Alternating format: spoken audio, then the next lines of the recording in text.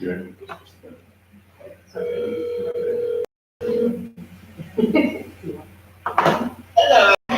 Trustee Watkins.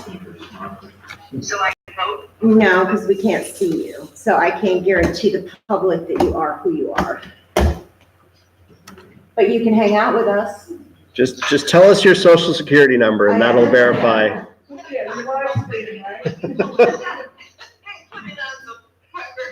Yeah, there you go. Yeah, if you can make that official, that'd be fantastic. Yeah. So do you want to hang with us? Does anybody see any benefit in that? Or?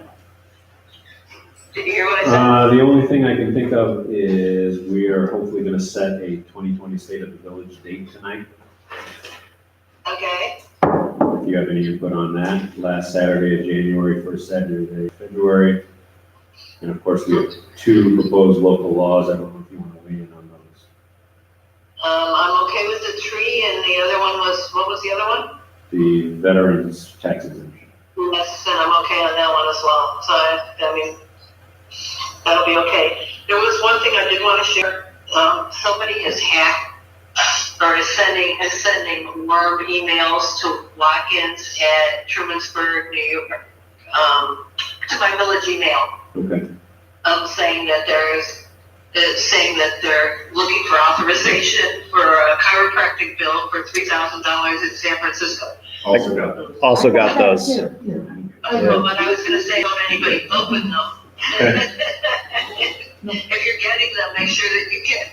I mean, we're getting spammed by them. You want to make sure that nobody does anything with them. Okay. Perfect. Okay. All right.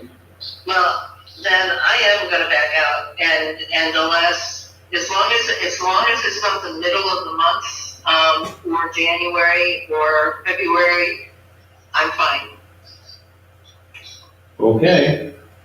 All right. Enjoy your evening. Thank you. Thanks for talking about this. We have to work out this technology, Tammy. You and I can talk about it. Can't wait. All right. I look forward to it. Oh, I'm sure you do. And I'm so sorry to miss you all. I know. Have We a miss great you too. night. You too. Bye, Deb. Bye. See you. You can still So- watch us. Yeah. Oh, that's So really miss us. So I will call to order this December 9th, 2019 regular monthly meeting of the Village of Trumansburg Board of Trustees. All trustees are present minus Deb Watkins, who is excused, and she is several states away. And we did not call to order earlier because you were not around. So, Item number 3, any changes to the agenda? yeah, I have, one, I'd like to talk about Wiggins South Street intersection again and a potential crossing guard there. Maybe, we brought it up last month, so maybe old business potentially. Anyone else have any changes to the agenda? I have one under my report. We will be considering whether or not to continue to retain Guy Crowe of Thaler as our legal counsel in 2020. Anything else? Okay, hearing none, then item number 4 on the agenda is. There's minutes in there from you.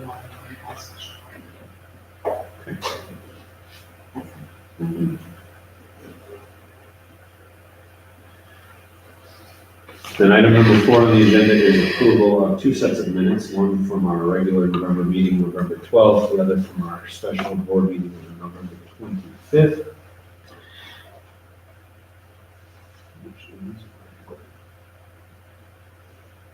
So I move that we accept these minutes.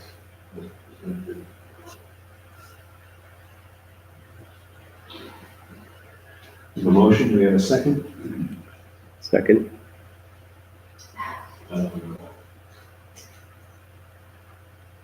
So I think both of the minutes should have Deb listed as deputy mayor, as a trustee. And then in the regular minutes, the motion for the stair chair It's just listed as for stretchers and chair, and should be for the maintenance agreement. With stretcher, probably not. Just stretcher and chair. Those are the ones. Mayor instead of trustee, it's not statutory. That's just how it's usually done. Yeah, that's how I do it. I just wanted to see if that was really, if it's really a change. If it is, great. If not, that's fine. I'm fine either way, that's how it's usually done. Also, it might be worth putting. Okay.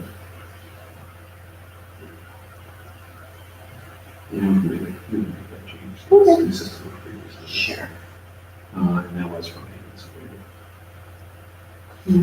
Yeah, that was for maintenance. Says- No, it just says Stretcher money came out of the maintenance contract. For stretchers and Okay. chair. Not for the maintenance agreement. and that's for, there's two of them there too. Okay. She would. Yeah. Okay, we have a couple of amendments, any other discussion?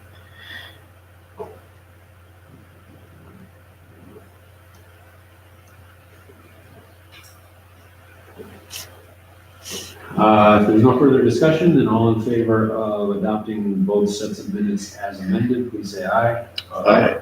Any opposed?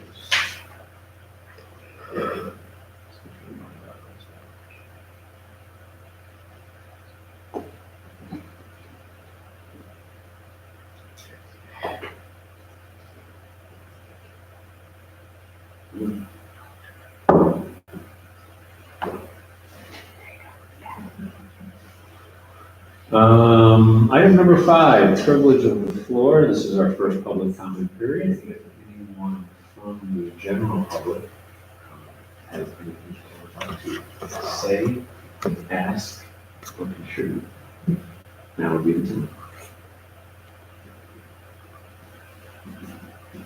I'm contributing of the presence. Thank you all for that. To be made by the committee was. Yeah. Ask. Don't be distracted.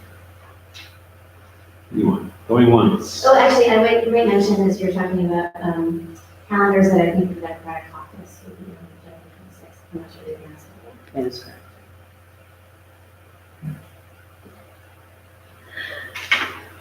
Anything else?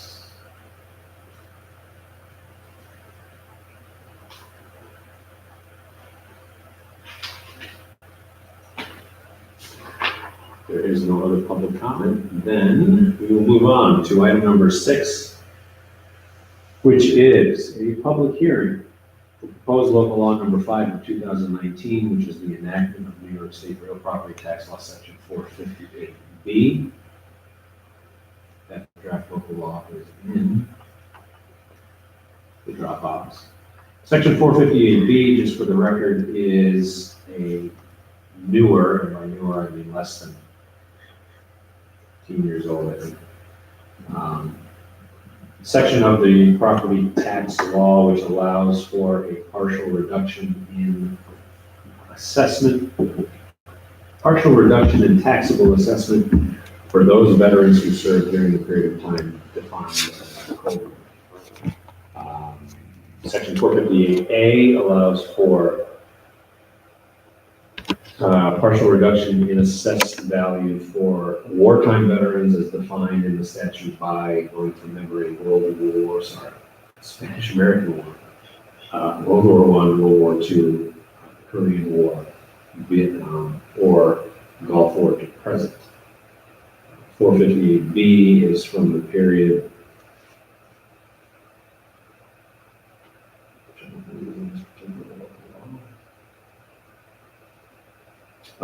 from, I believe it's December 1945 to September 1989.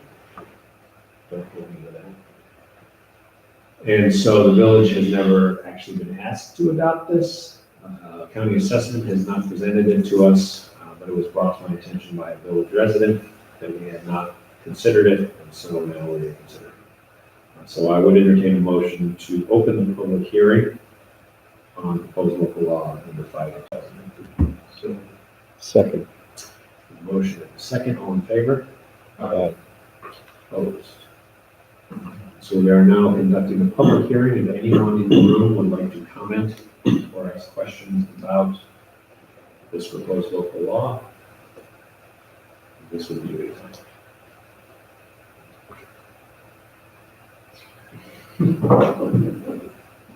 Good answer. It really is that. In support of veterans, I'm happy to, as a citizen, not of the village, but of the community, to support the law and to protect you for mental illness. I think veterans who serve is always some accommodation. And just because I didn't mention it previously, this particular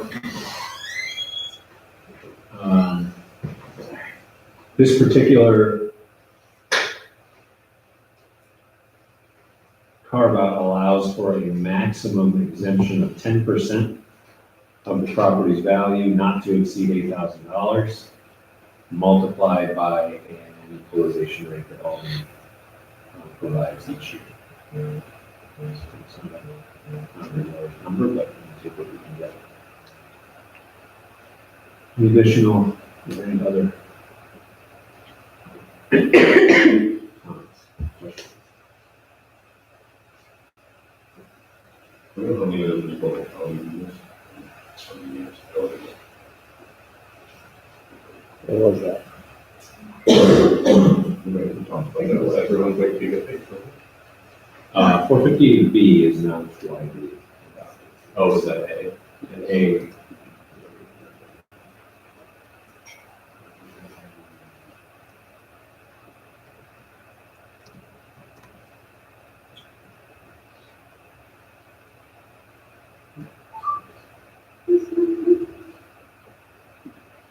So when I send around that link, I don't know if I kept it.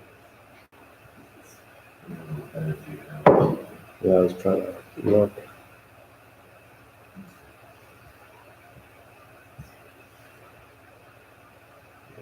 Finding it quickly.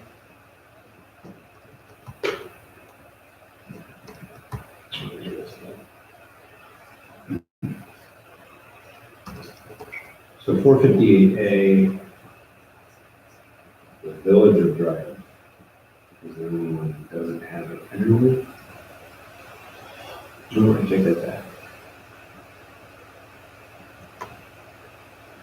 Sorry, 458A is an alternative assessment to regular 458. So everyone has one or the other of the original veterans exemptions.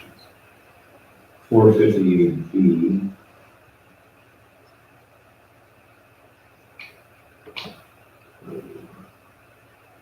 we have the town of Danby, the town of Groton, the town of Lansing. They're the only ones that have operated so far. Well, maybe that's helpful. Any additional public comment?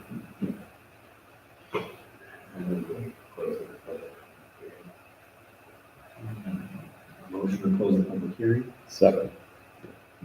Second, all in favor? Hog. Aye. Aye. Sure. Go second. Any board discussion or comment on this?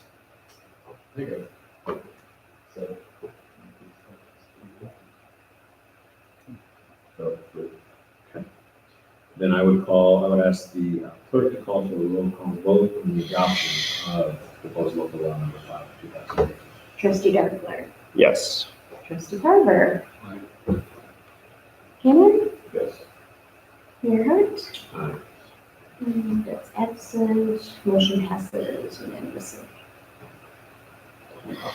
Item number 7 on the agenda is our second public hearing of the evening. This is on proposed local law number 6 of 2019, which is the maintenance, conservation, and preservation of trees.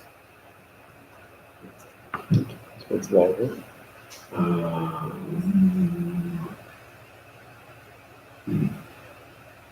And although we've said it before,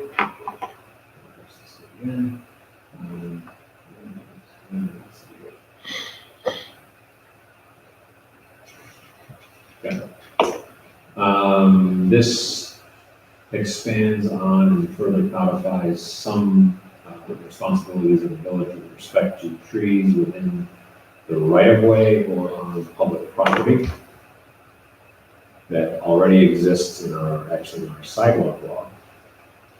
Those sidewalk law deals primarily with trees as it relates to sidewalks. This deals with trees everywhere in the village that are in the right-of-way or on public property. So I would entertain a motion to open the public hearing on proposed local law number 6 of 2019.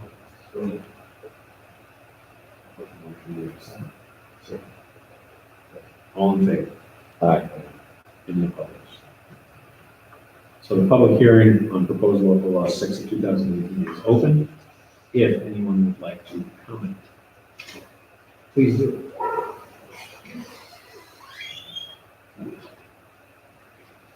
Yes. Well, I'm Karen Powers. I just like to say it's been a really informative and nice time working with you with Ben Harbour on this. And I think that the law is really going to be a helpful tool within the village and meant to be a helpful tool to help residents know how they can best deal with the trees on their property and keep the whole village safe. That's certainly a big concern that I've made for trees that are a danger to walkers and drivers and everything else. So I just hope that this will be passed as well. Thank you. Any other comment?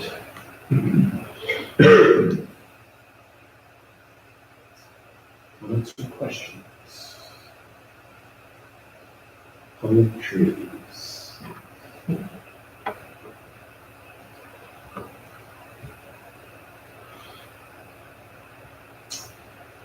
You want to add editorial? I mean, I think I've said it a lot of times at this point. I would just add, if anyone has any questions, you feel free to contact me personally or the meeting. I'd be more than happy to talk more about it. I'm only restraining myself now because I say over and over and over, but I would be more than happy not to restrain myself and to talk about it. So just feel free to reach out.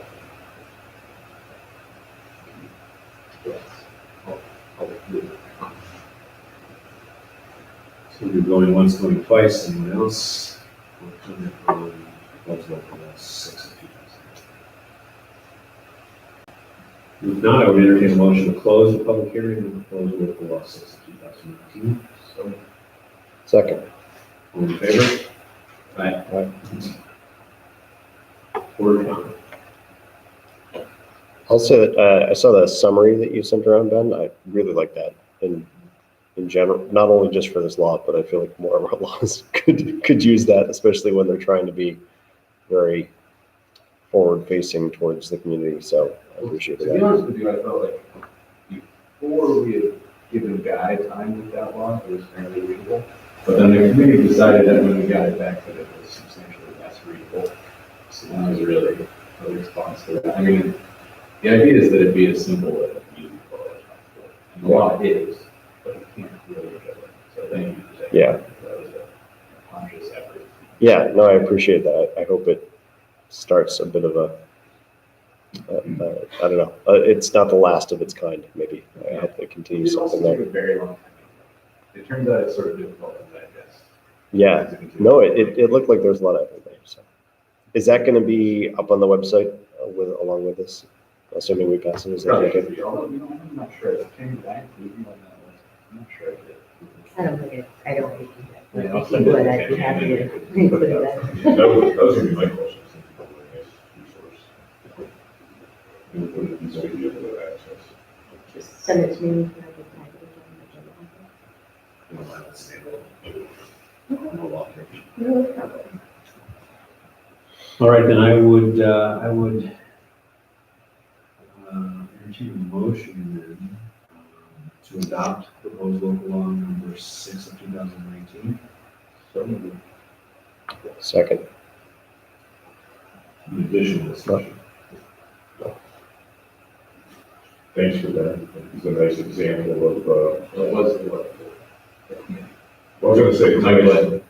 it's a nice example of community and government can actually work together and be productive. Isn't always easy to find these things. It's all the people that volunteer for the ability to do that on your sector. And it's been, there's two committees in a row. And CPZR and the Street Advisory Committees have been working really well.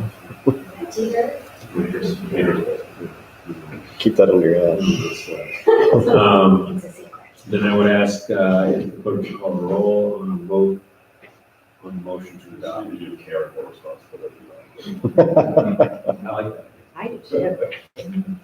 I have the clerk call the roll on the motion to adopt proposed local law number 6. Trustee Darfler. Aye. Carver. Aye. Hannan. Yes. Hurt. Aye. Davis passes. Okay. Item number 8 on the agenda is reports from representatives. And or Nancy, which I will review and let you go first.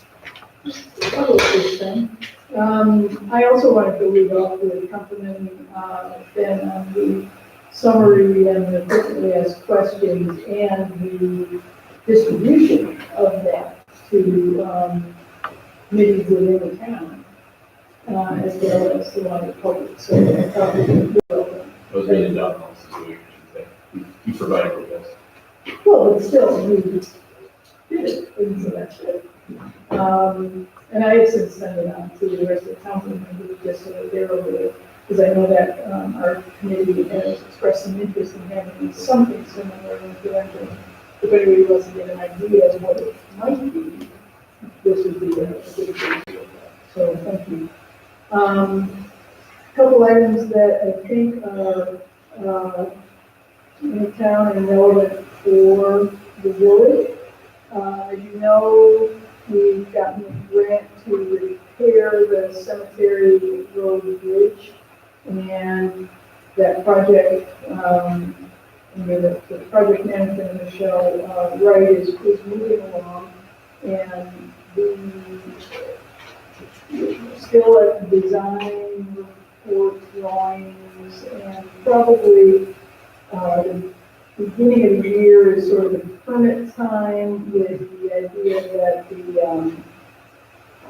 construction might begin in June and be completed in November. So it's not ideal, but that's the construction season. So the pre-construction meeting, that would be in May, but I'm hoping I'm going to encourage Michelle to make sure that who would be, well, I guess we'll see who would be your person at that time, but to make sure our highway people know to be able to communicate with your DPW people so that you're aware and that work is coordinated as best you can with the village operations. So that is proceeding at pace. One of the exciting reports is that with your approval and the adoption of our town budget, we did create the position of part-time recreation director on a year-round basis. And in early November, we posted, or it was mid-November, I guess, by the time we got it posted through the county's Human Resources website. And we have now, with a deadline of December 6th, so that was last Friday. As of last Friday, we had 10 applicants that have made it through the screening process of the County Human Resources Department. Whether somebody applied on Friday, we may or may not, there may be one or two strays, but at this point, it seems like it's a good crop of applicants. The county has appointed a search committee that will serve on that to represent the village. We have John Gregory, also from the village, who has been chairing the youth commission. Chairperson's been medical leave, and we have Jason Hodge, the athletic director at the school, sitting as a school rep. And we brought in Tara Masters from Sugarsville Community Rec. And then we brought him out at the last minute, and asked a representative of the Princeton Institute of Fine Arts to join the group to round out our focus to communicate a message that it isn't just cats and balls, but when we talk about recreation and broader community vision. And Mark Costa will be the person representing the conservatory. We've been in touch with the Northern Youth Commission and the search committee. I'm trying to sort of get our criteria together. This is a crazy time of year to think about doing searches, but we are hoping to get the committee together to look at ground rules and criteria and priorities. And then if we have time before we lose everything for the holidays, we actually would love to begin some interviews with some of the top search candidates. And the position is funded as of January 1. While that's our target, we will take our time to get what we consider is the best and dynamic person we can find as soon in the year as we can. So we will keep you posted, but there's been good progress on that, great interest in it. Unfortunately, there was in case anybody requires, so to spread the word, there was confusion with the actual job description that was certified by the state has the title of recreation director. It's part-time seasonal. It is not a seasonal position, it is part-time year-round. And when I asked them, can you just write that out? They said, no, not without triggering layers of bureaucracy and all that. So what we have done is send a follow-up email and made a reply saying, just because we got some applicants from people working full-time, thinking they could do it, so it's in there all others. And so most of them have responded back saying they thought they could do it, but we shall see. So that's on the rec director, and sort of that's moving forward and closing out the current. We did get a notification from Vicki on the joint reconciliation, looking at the recreation program budget for 19 and how it compared to the budget, and are prepared to meet and talk about that. And as governed by the memorandum of understanding that we have between the town and the village, any deficit, and will be a deficit, will be shared by the town and the village, so we'll figure that out. And this coming Thursday, I imagine you all know this, word, but I don't know if everybody's keyed in and keep coming, is the shared services plan that the county puts together. Interestingly enough, when county administrator Jason Menino saw the Free Press article about our shared effort to create this part-time year-round position, he reached out. Jordan provided some information, I provided some information, because the county has to annually put a shared service plan together to show how we are reducing cost to the taxpayer by collaborating, and we sort of wrote up a justification. And it's included in the plan, which will be hopefully adopted this coming Thursday. Whether that results in any rebate to our communities or not remains to be seen. But I appreciate the time that Gordon took to sort of grab that project and see if he could describe it. I tweaked it and Jason included some of that in the shared services plan. The other big thing for us is I've reported here for a while. On the Jacksonville Community Park. The restroom above ground structure is completed and now leafing over, sitting on a frame or a pallet, awaiting its final destination in the park once we decide what will go underneath that restroom, and what waste system we will have. But the above ground structure, this structure was completed with help from the county's Park and Trail grant. And because we had some leftover money by holding off on the system for next year, we were allowed to repurpose some of the money to lay a water line from Swamp Hollow, which is, if you're not familiar with it, you're going south on 96 and turn right on Swamp Hollow Road. The first driveway you come to is Jacksonville Park, and it's about about, we measured in the middle, about 370 feet from the edge of that driveway at the end of Swamp College Road up to where the pavilion is. And our highway department, the yeoman's work, the day after that snowstorm last Monday, and we excavated the ditch, laid the water line. The hookup is not yet, won't be done till the spring, but the water line is in. And from the road to the destination, we'll have a functioning portable spigot at the top of the pavilion, and they will bore under the road and connect to the water main on Swamp College in spring. So that's fairly exciting. And there was also much less time, a community effort to build just a whole, like a small pavilion in memory of Dave Sherman, who was a Jacksonville resident. He really reclaimed that park from its overgrowth and made it for there's a sweet, wonderful walking paths and pond that it is now. He died last fall, and friends and neighbors chipped in and built a pavilion on the edge of the pond with a picnic table underneath it in his memory. And so the park is beginning to show real signs of nice development. It could be a spot for not only events, but maybe eventually some people events and concerts or something like that. In the future, when it's a little further along. The other major sort of capital project that we've got going is the water project in Jacksonville, also for an area where you improve the water quality, and that's expected in spring of 2020. Hopefully, it will be completed by the summer, which will run heat rises and TPHM, according by product rent raises, and so hopefully we'll rises here, and we'll hopefully get that under control and we'll conform to the and we're, I think 10 months out of 12 this year, we were under the limit because of an area installed by the county and difficulty we should have.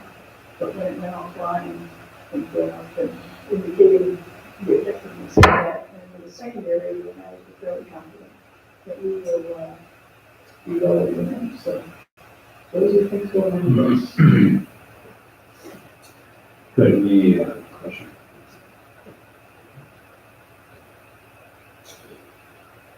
Thank you, Nancy. Dan. We had a hearing, a public hearing on whether to change the residency requirements for department heads. Currently, the requirement is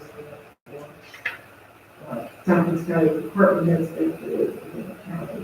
So there's a proposal that we make exceptions to that under certain circumstances. And we passed the 5% carry out for last week, which is the news,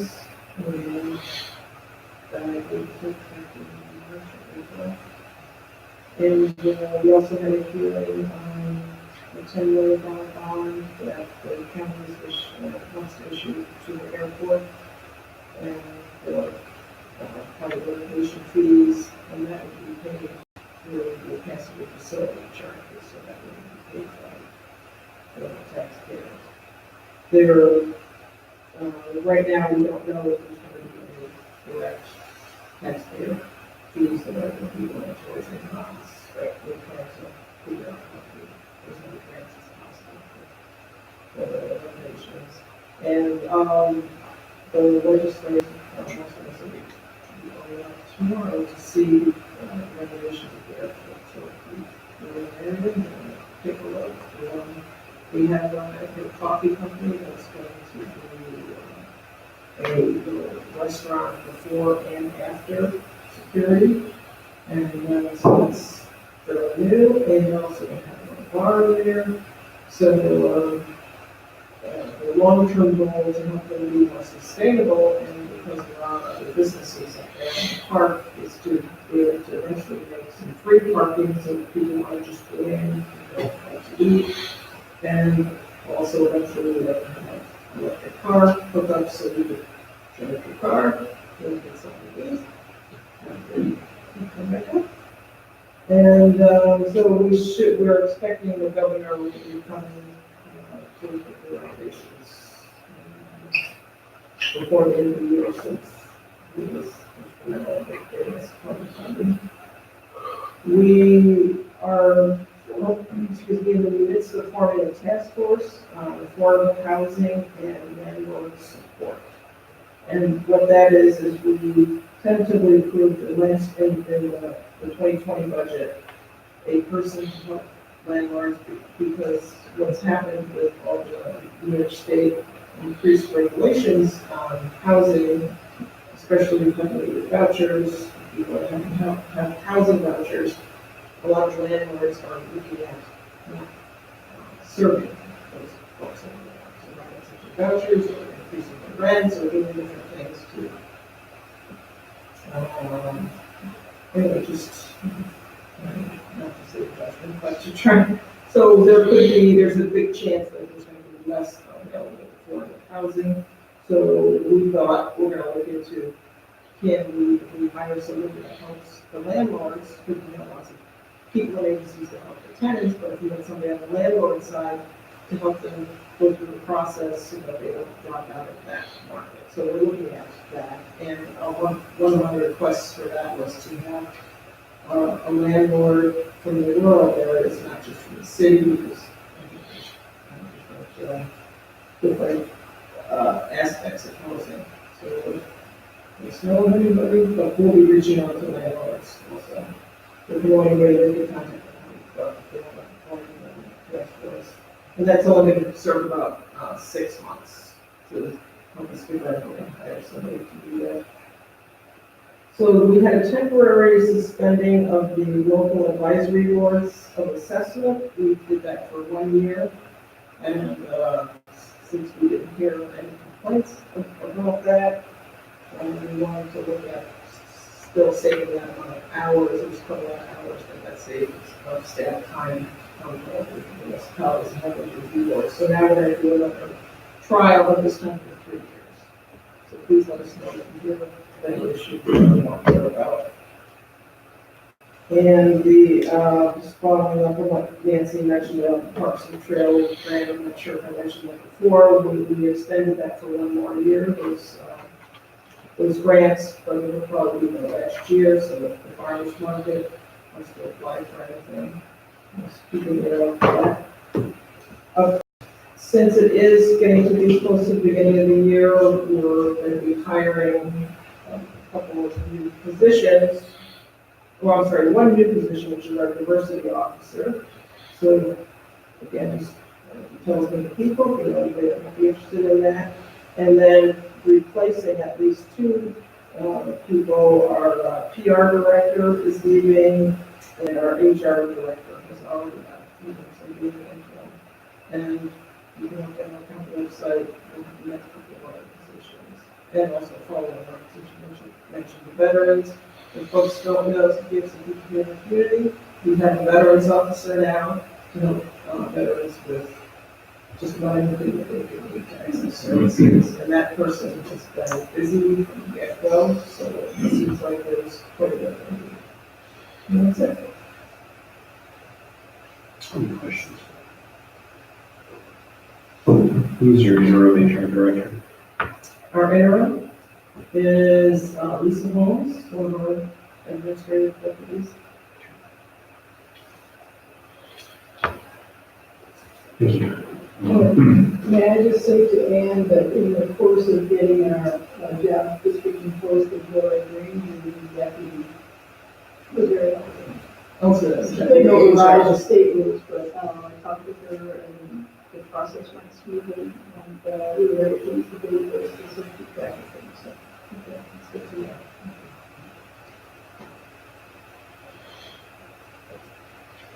Okay, item number 9 on the agenda is a discussion with the Farmers Market Board about farmers market. Welcome. I'm Vin James, I'm the president of the Farmers Market Board. I'm sure everyone here knows about the Kingsbury Farmers Market, so I don't need to confuse it. Except to say it provides an exceptional service in the community, and there's a meeting that continues with those musicians that we so I've been on the road for 2 years, husband for one, and for the last 2 years we searched for, hired, and trained, and then worked with a new market manager each year. And great people, they're doing a really good job. And then both of these people have left at the end of the season. And they both say the same thing. It comes down to they don't receive enough money for the duties required to really do the job in that position. And needless to say, it's been really rough in terms of being on board. It's taken a lot of our time and resources spent finding the person, training them, getting to know them, and then of course when these people are in the role during the summer, they gain all of that, like hands-on know-how and wisdom, see what they can do there, and then all of that, a lot of that wisdom is just lost in the generations that we. And so it just basically started not totally from ground zero, but starting pretty bare each year.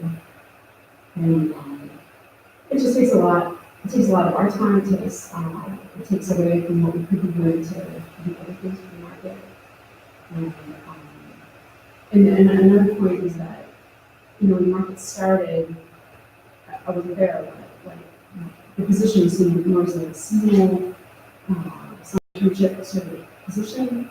And I just think that the market that's been around for a while now in that position is, if you look at what it does for the community, what that market manager position holds, there's a lot of integrity there that I think deserves respect. I think that deserves a living wage, which I think is not provided right now.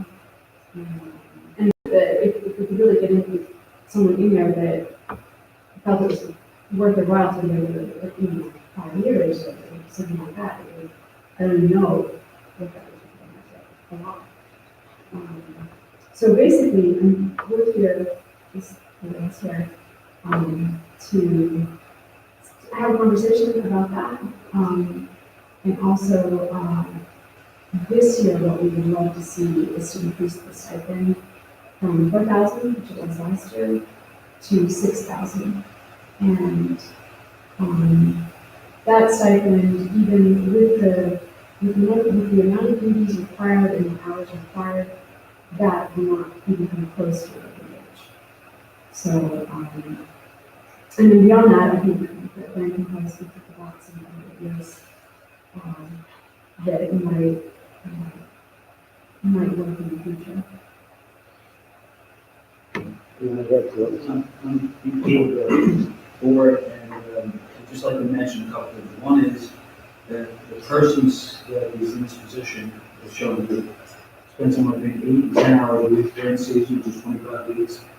Plus, they do a lot of setup in front because we have to prepare for vendors being incorporated into the system and educated, et cetera, as well as finding appropriate people to come in, or businesses to come in and serve food on a temporary or permanent basis, food trucks, et cetera, which is sort of extra and not considered supposedly considered within the season. And also there's an after market process where there's also some reporting that has to be done to help understand what happened during the season and to prepare for the next year and do plan for the next year. So it's not just a matter of getting the person there for the market, hook up the market, close on market or whatever else. It's a considerable job, really.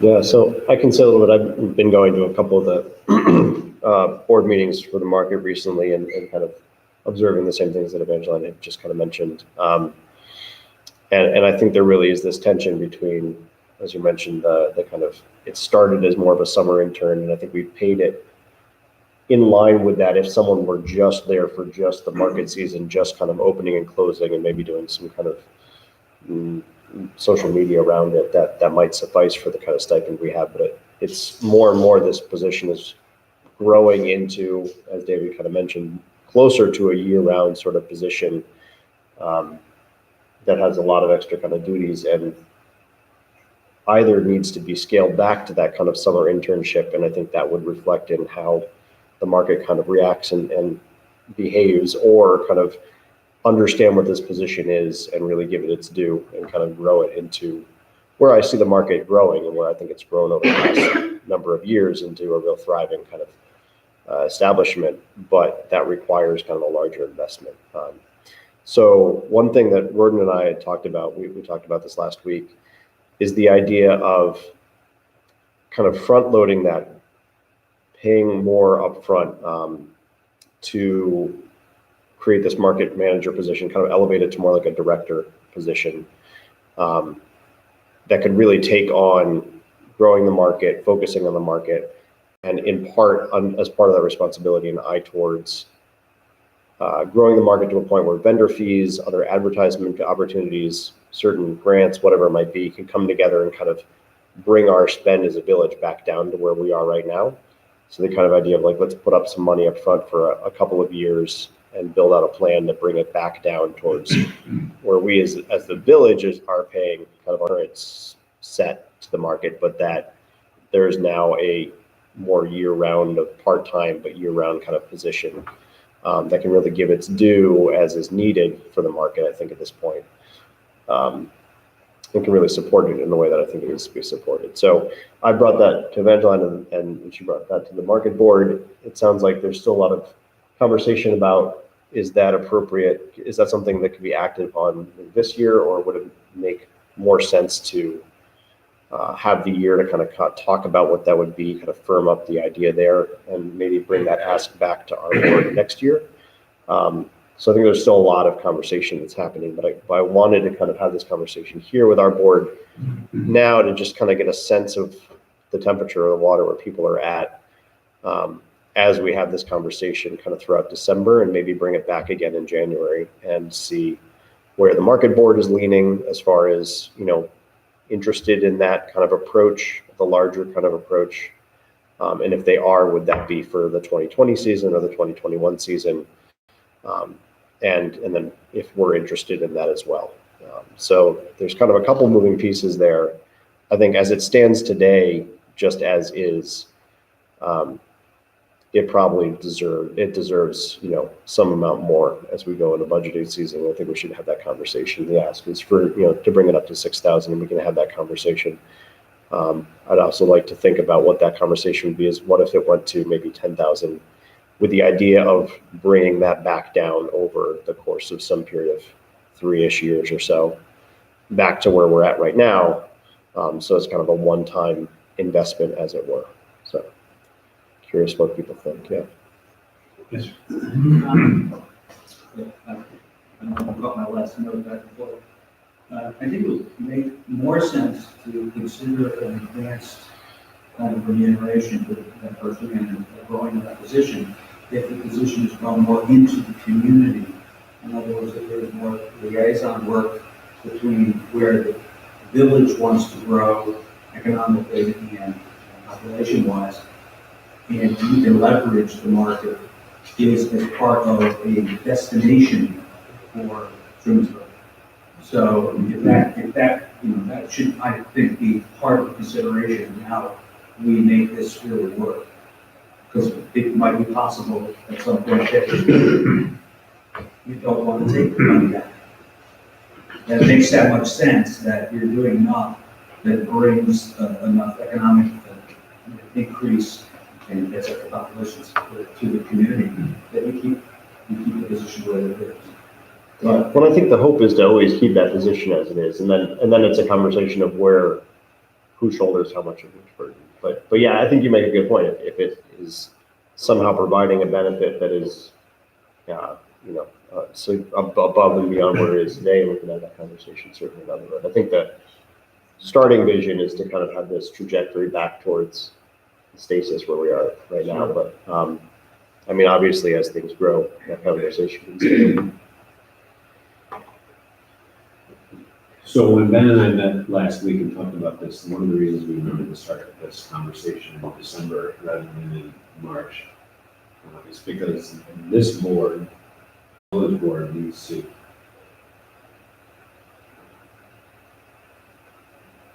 be clear in its sense of what we want the farmer's market to be.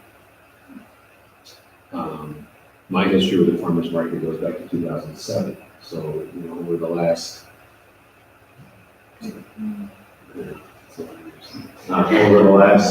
dozen years, I watched it evolve. I've watched it evolve from something that was a wholly standalone entity in some weird section of New York State Association law to becoming, quote, adopted by the village for the purposes of funding grant money and so forth.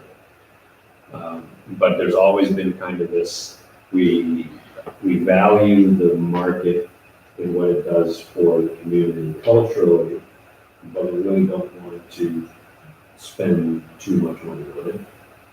So now we're maybe at something of a tipping point, whether it's well attended, it's well run, but it's hard to keep an individual, an executive individual in that position.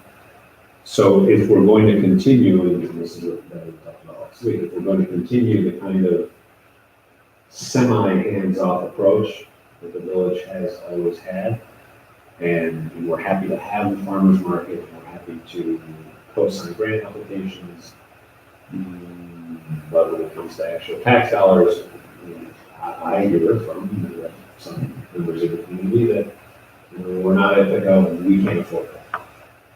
So I hear a lot of different things sometimes. The alternative is some version of this board determines what we want the farmer's market to be and look like. And then we, in some manner, request/task the farmer's market board with that mandate. And then enable them to fulfill that role if we're going to take that step.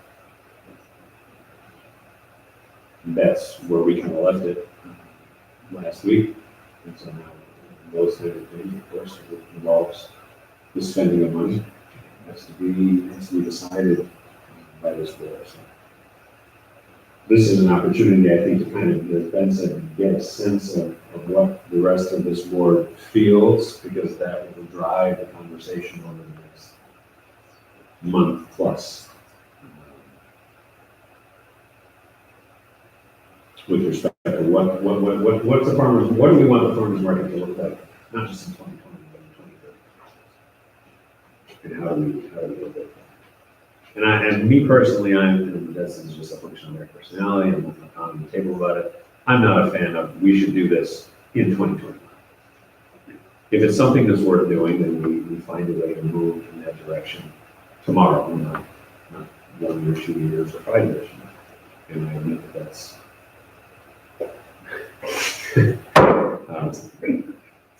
I've been impatient since I was 2, so that's Just like to add to this, as I was mentioned earlier, that there are some opportunities here in terms of how you promote the community and what this position might actually represent for the community, because this person could be much more of a coordinator with other entities such as the conservatory, and other promotions such as the Winterfest, etc., to do more promotional work directly. So what did you say the hours were again? 8 or 10 hours? We figured during the normal season, which is 25 weeks, we spend that person spends somewhere between 8 and 10 hours a week. Plus there was some section of time before that actually starts before they ever get paid, mind you. That they have to do preparatory work to. How many weeks is it? 25 weeks for the market itself. They probably are working up to 6 to 8 weeks before that, at least, to do some coordination work, and probably 4 weeks, a couple weeks afterwards, to do final reporting.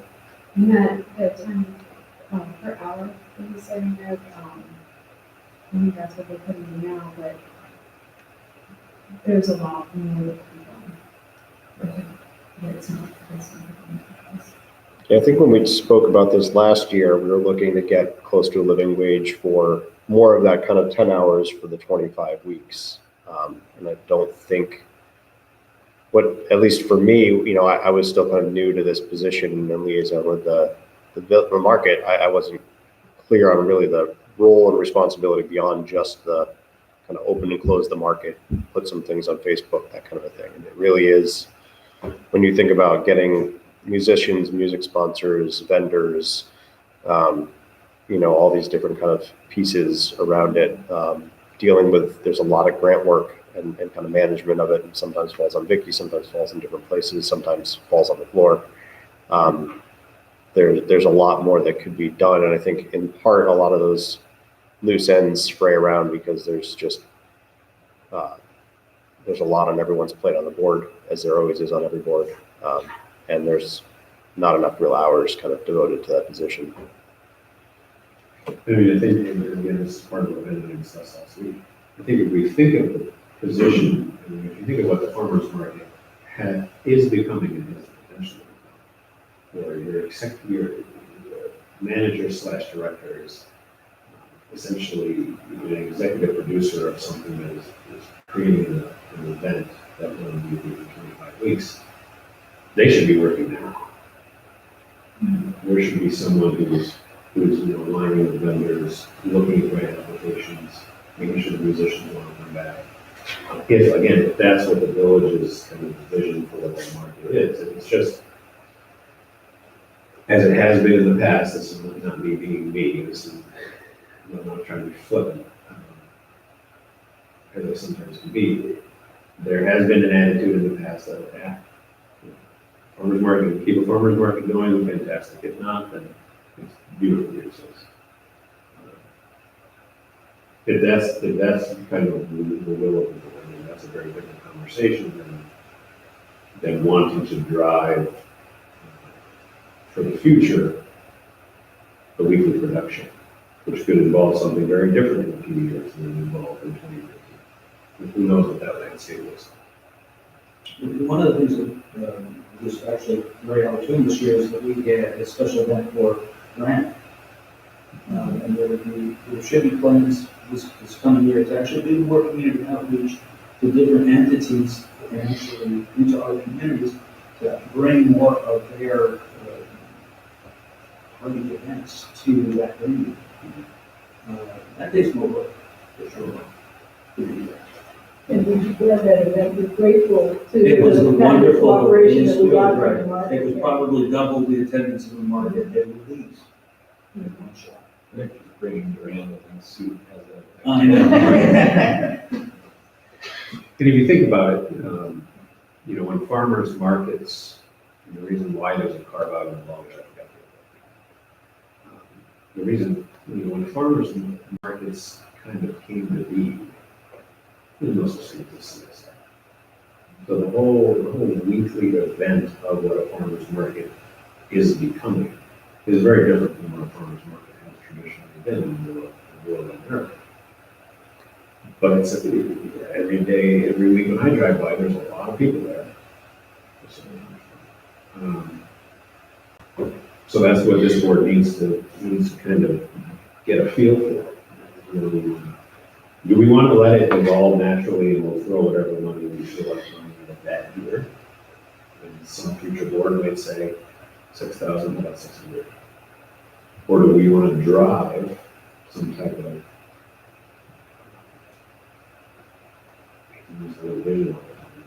Or do we want to drive some type of idea for what happens there on these nights? Well, I'm inclined to say the latter, but I guess I'd like to kind of go back in time a little bit. So it was a year ago, we increased, we doubled it from 2 weeks ago. Yeah, so initially, like kind of a historical, and correct me if I'm wrong, that the market manager was a $1,500 kind of really done out of the goodness of one's own heart kind of position under Avi, and then he decided to change positions, and so we brought in Elaine, and I guess still at around 2,000, which was still laughable. Still at 1,500, so that's still kind of a laughable amount. We tried to bump that, and we did. We bumped that to 4,000 this past year, which brings up to, I think, a reasonable amount of money for someone to kind of turn the lights on and off. But I think we're continuing to still see how that isn't sufficient as we're continuing to experience this kind of turnover year after year. And so we can go the place I've been kind of struggling is we can go back to someone who just kind of turns on the lights. But I think, I'll just speak personally. That is our Wednesday evenings, every evening throughout the summer. And I think it kind of fills a place much like Winterfest that we just had, except that it's, slightly smaller scale, but it's weekly. So on that framework, it's actually quite a bit larger. I think it really is kind of a cultural touch point, and we saw it with Duran Day and that kind of a thing. I think it becomes a real kind of center of the culture for the community. So I think, I just kind of see where that trajectory is going, and as Gordon's kind of saying, where do we want this to kind of land 5 or 10 years out? I'm very drawn to the idea of trying to kind of jumpstart this, kind of put in a little extra gas right now. I don't think the village wants to be on the hook with more money forever, but I think there's an opportunity here to kind of put in a little bit extra for a little while and make it real clear that we're kind of doing that as a jump start and then bringing it back to kind of a place where we're feeling comfortable right now. And I think, from what I've heard on the board, was sitting with the market board, I think that sounds like that's a real opportunity. That I think the market board is maturing and getting more and more clear about their roles and responsibilities and how they can make things more kind of fine-tuned and operate more regularly. But I think they really need to be partnered with someone who's going to have the consistency, ideally, for a number of years while the board changes over as boards do. They can kind of bring that consistency along with to the market. Yeah, I'd like to add something. When we lost Elaine, we also had certain time on the board, and so it was. I didn't even realize that it was my job to start the hiring process, and I was so requesting, I didn't even realize that. So that I just think that having someone who's there, smooth that sort of thing. Historically, if we go back even further, there was a period of time when the vision or the picture was that the farmers market board ran everything, and the market manager was just the person to show up on those ends to carry out the wishes of the board. And the only time that ever really worked somewhat well was when Deirdre was both the president of the farmers market board and the manager. That made sense. Mm-hmm. But when there's a lot of turnover in the board, and a lot of turnover in the manager's position, and you can reverse the both roles, so that's what it was.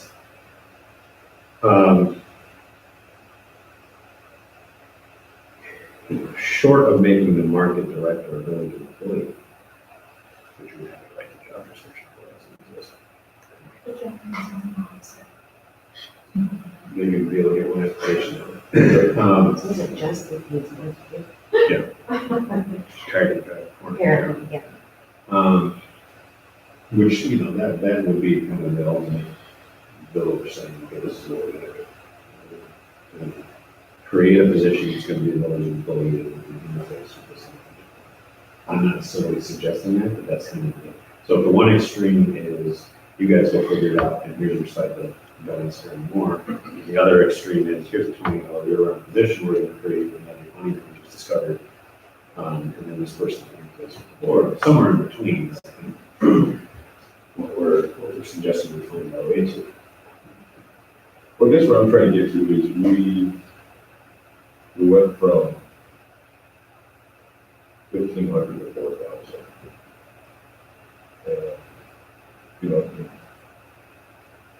This is going to sound like I'm going to create a paper right now, but I really love the farmers market. So I'm just trying to figure out, I guess where I'm going to go with this is I would hope that a vision would come before an arbitrary increase in money, so that we know what our key performance indicators are to see if that investment was successful. So when we went from 1,500 to 4,000, feel like when we had this discussion last year, we were seeing higher vacancy rates in the market. And did we see an uptick this past year? We did, okay. I mean, do we know our vendors making more money? We did, We because we incorporated the SNAP program, the incorporated the SNAP program. And we doubled coupon, and we got started late in the year, so now that it's all set up and ready to go, I think that it will probably draw more people in. You know, because they can use their cards and, you know, all that, and they can double the amount that they can too. So Julie has set up some, I think, good programs, you know, that we can now keep going. I mean, it was an issue to set them up.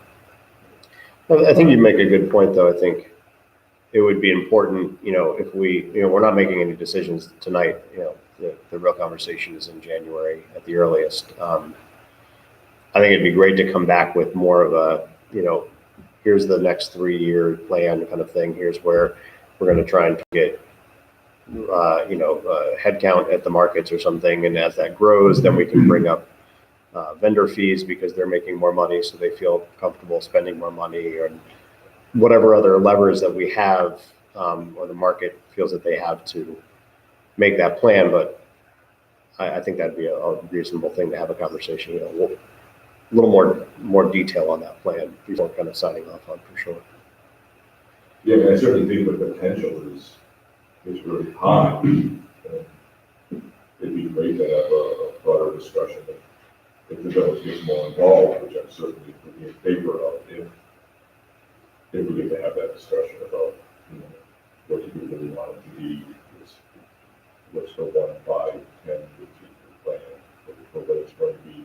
I mean, my family loves going there, and if I have one criticism, it's that, you know, it can sometimes feel like an expensive place to feed a family of 5. It's not really an affordable dinner out every Wednesday. You know, some people just bring their own dinner and hang out, but that, you know, I could see it gets old for some people, right? So what, I guess part of that vision would need to be, you know, certainly,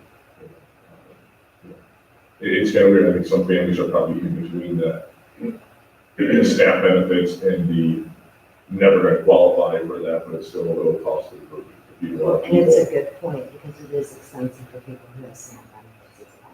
Very, very expensive.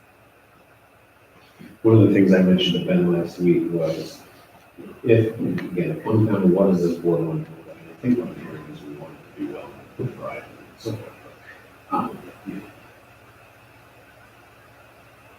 There was a huge resistance, again, I keep always given the history of this. There was a huge resistance at one point to trying to generate revenue in any other way other than cash on site. 2008, 2009, we're about creating some kind of ad revenue. Well, we can't have advertising. It's not the spirit of the farm. And I think, you know, there is a version of it. I'm not excited about the idea of creating village employee positions, state retirement, and all the other things that comes with the civil service world. But, you know, if we could find the right person, which is always the hard part, if we find the right person, then yeah, you know, they should create a 3 to 5 year pro forma that shows if the village is going to commit $10,000 to $15,000 a year, how are you going to generate revenue to reduce that back down to $5,000 by year 5? Where is that revenue going to come from? Are you going to open, are you going to expand to ideas like a weekly program of some kind where you sell ad space to local businesses? You know, those are the kinds of things that immediately come to mind when I think about how do you create revenue? Can I rent something my wedding? No, not paying for anything. We're going to be very careful.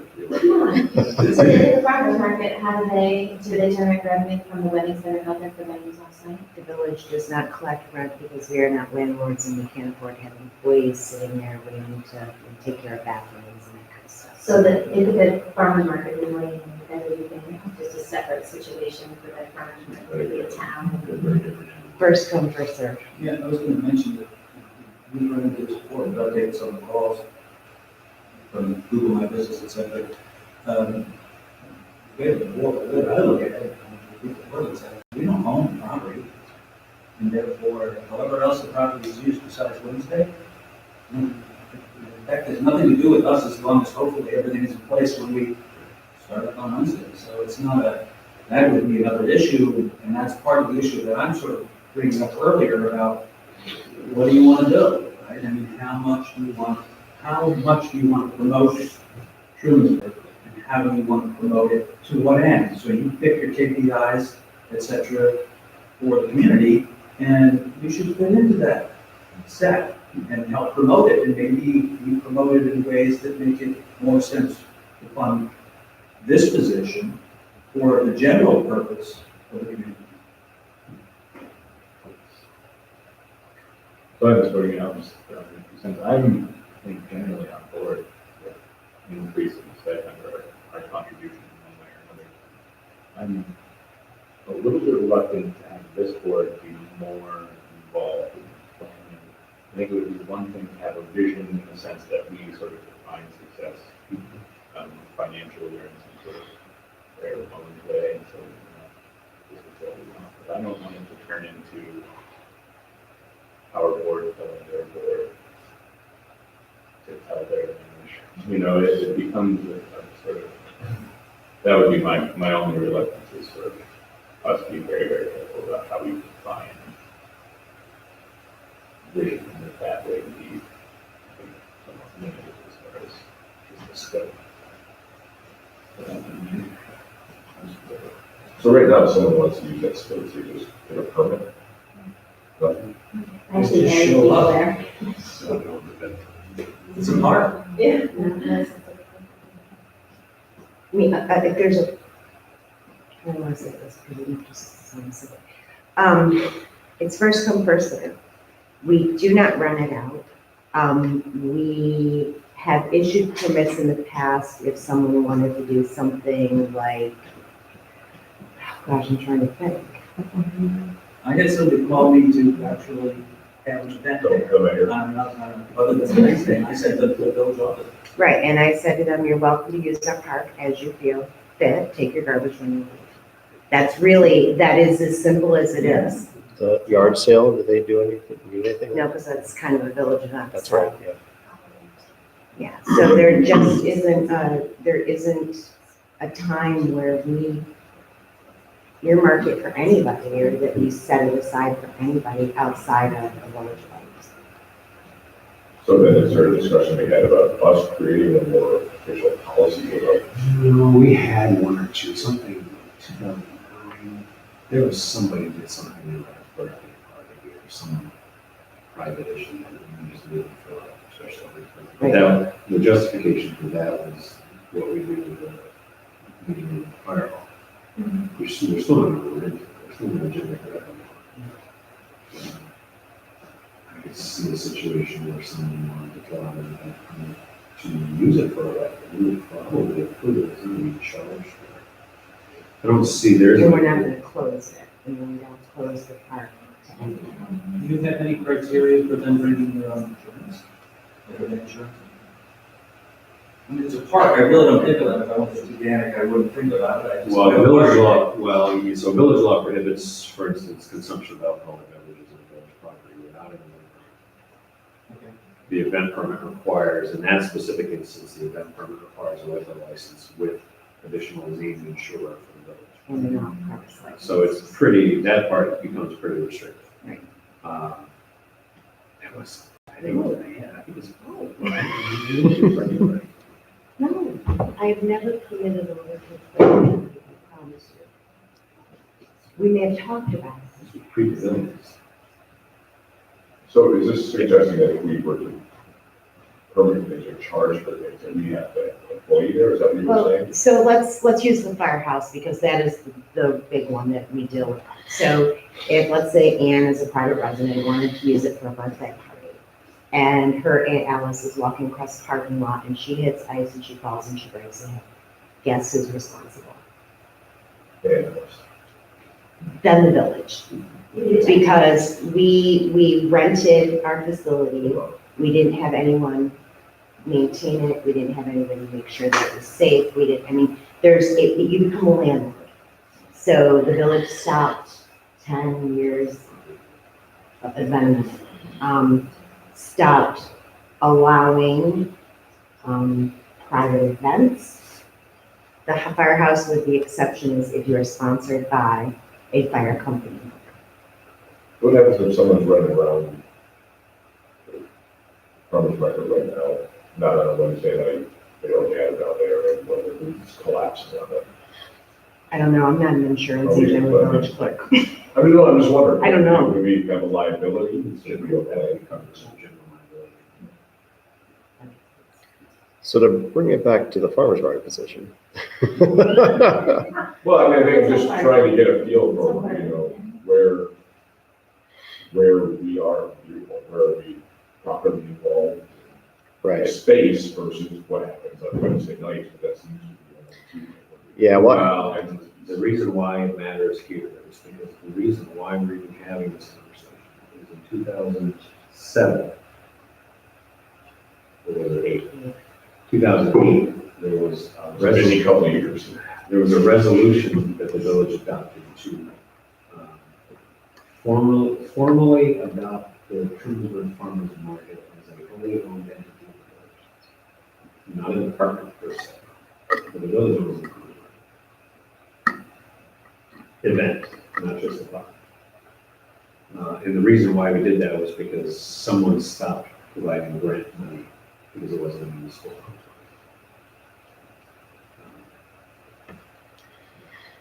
So the village does ultimately have to decide what we want that farmers market to look like. Doesn't mean we have the right policies and procedures. And the village can decide to be very hands-off in that. Volunteer board make all the decisions. I think I'm generally with Ben though on the approach of,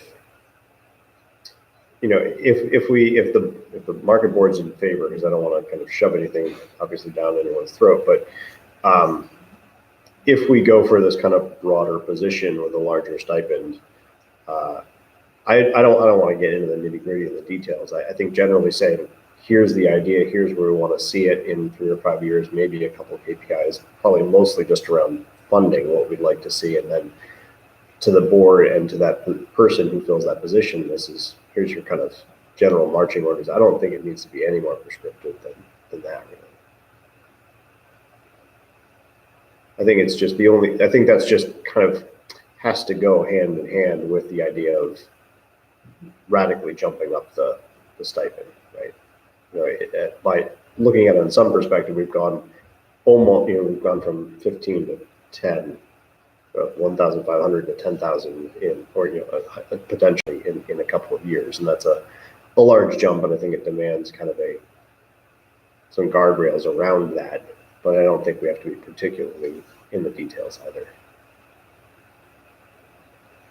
So between now and January, what do we want? What would we like them to continue to discuss? What is the investigative path that we want to continue to be on? Is there an existing job description? There is for the market manager, and it does a pretty good job, I think, covering the kind of day-to-day stuff throughout the season. Didn't look like it had a lot of the preseason stuff in there, if I remember correctly. So I think I'm happy to share that around, but it does miss some of the more strategic pieces of the puzzle that I think aren't being covered particularly well right now. It also doesn't have effectively performance criteria. Some job descriptions do, some don't.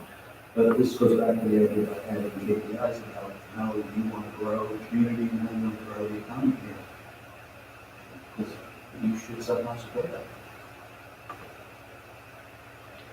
Yeah, I guess I was just curious, along those lines, what if any existing expectations versus The zoning won't change too much because the expectations aren't able to be filled with the amount of money that's being, so there's some expectations in that job description, just the way they don't get to if the person is being true to themselves and not going, beyond what they should go for. So I don't know if actually that job description, it would change, but not in a huge way. Yeah, you think that's not the existing job description, but you know, what did the most recent manager do? What did they have liked or what got, I guess, left by the wayside because they didn't want to exceed their, what they were getting or exceed their hours and what do you think? More money, more time. Could I just add to that? I think this is actually important, is that the board is not just an advisory director function. People on the board actually do stuff too, that would not necessarily be done or maybe could be done by one of them. So this is part of the issue that we brought up earlier about turnover. Turnover matters. We have a person on the board that does a lot of the work for getting musicians in and coordinating all of that. That person goes away, that's a big part. And that should be planned for and, integrated into some more permanent position to do some of that. So maybe Benzine between now and January, maybe the next step is to more fully define what the ideal position is. Yeah. How much of an executive director is this person? Or is the temperature of the farmer's market board more of a, well, we want them to do more, but we don't want them to really love the culture? Because those are two very different Right. approaches. And also, what would it become? I mean, we're talking about contributing, $15,000 over the course of a year with the expectation that we walk it back by 10,000 over the course of 5 years. Is that possible at all? Like, what can this new person do that gets us there? I mean, even just in broad strokes, I'd be curious to know if there's, obviously that would be their job to be coming up with the particulars of that, but I'd be curious to know that general ideas, because that seems like a big ask. I mean, I can't imagine there's a lot of room. I don't know what the overall thing is, So- but I imagine Yeah. that's a pretty big percent. So I've heard two things, and just to reiterate, so a more clear vision of what is the market manager able to accomplish so far? What would the market position should be maybe? And probably even a third line of what would it grow into potentially? So kind of a 3 stages of this role, combined with a kind of very rough sketch of what would that 5 years look like? What are the levers there? How far can they really be pushed? Some of that will obviously be kind of hand wavy around grants and so forth. But I think there's some interesting, but probably back of the napkin math to be done on vendor fees. And, if we think the market shows 50% more people showing up and people have revenues commensurate with that, what could come out of vendor fees? My understanding is they're quite low compared to other surrounding markets, and there might be some flexibility there. So what would that look like? So, Yeah, I mean, I think in terms of levers, the discussion is to be how far down this rabbit hole do we want to go. And basically, it's not market.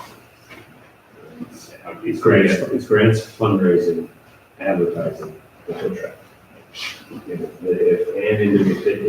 If the desire is to create a position where an individual is responsible for generating $25,000 a year in additional revenue that doesn't currently exist without raising a nickel of food fees, then they got the work cut out for them. But that may not be impossible between those four metrics. And how do we define that? But the first question is whether that's something that is desired. If it's not, then it's going to be more. And what do you, I can't imagine we're obviously on the timeline for when we hire this person. And I can't imagine hiring somebody in March first. Like, is this even possible that the board, this board would be able to decide something like that in time for us to be hired? Probably depends on what you all come up with between now and January. Okay. Because if we're having the same conversation next month, then probably not. Right. If there's a big aha moment between now and January, and it's, got it, and then sending us an email with a new job description, and it's, so-and-so has already applied without applying, here's how they're gonna do it. You know, and I see a Business plan. 7-year business plan with a projection for revenue in 2028, you know, then all of a sudden it's very different. And they were cost analysis with a quantitative definition of living wage. She really doesn't look You know, I'm just saying. She just can't stand the Weaver Village limits. She's a lifer now. That makes sense? Yeah. Between now and Any other questions for you? Hearing all this? Well, the $6,000, that's not gonna happen, the $6,000 stipend. Last year we hired, the person understood that they got at least 1,500, and they knew that they might get 1,000 hired. So, I guess would that be the way we proceed this year? Kind of a soft yes to the 6,000. I think that's gonna have to be a January conversation. I think it's, yeah. I don't know how we can.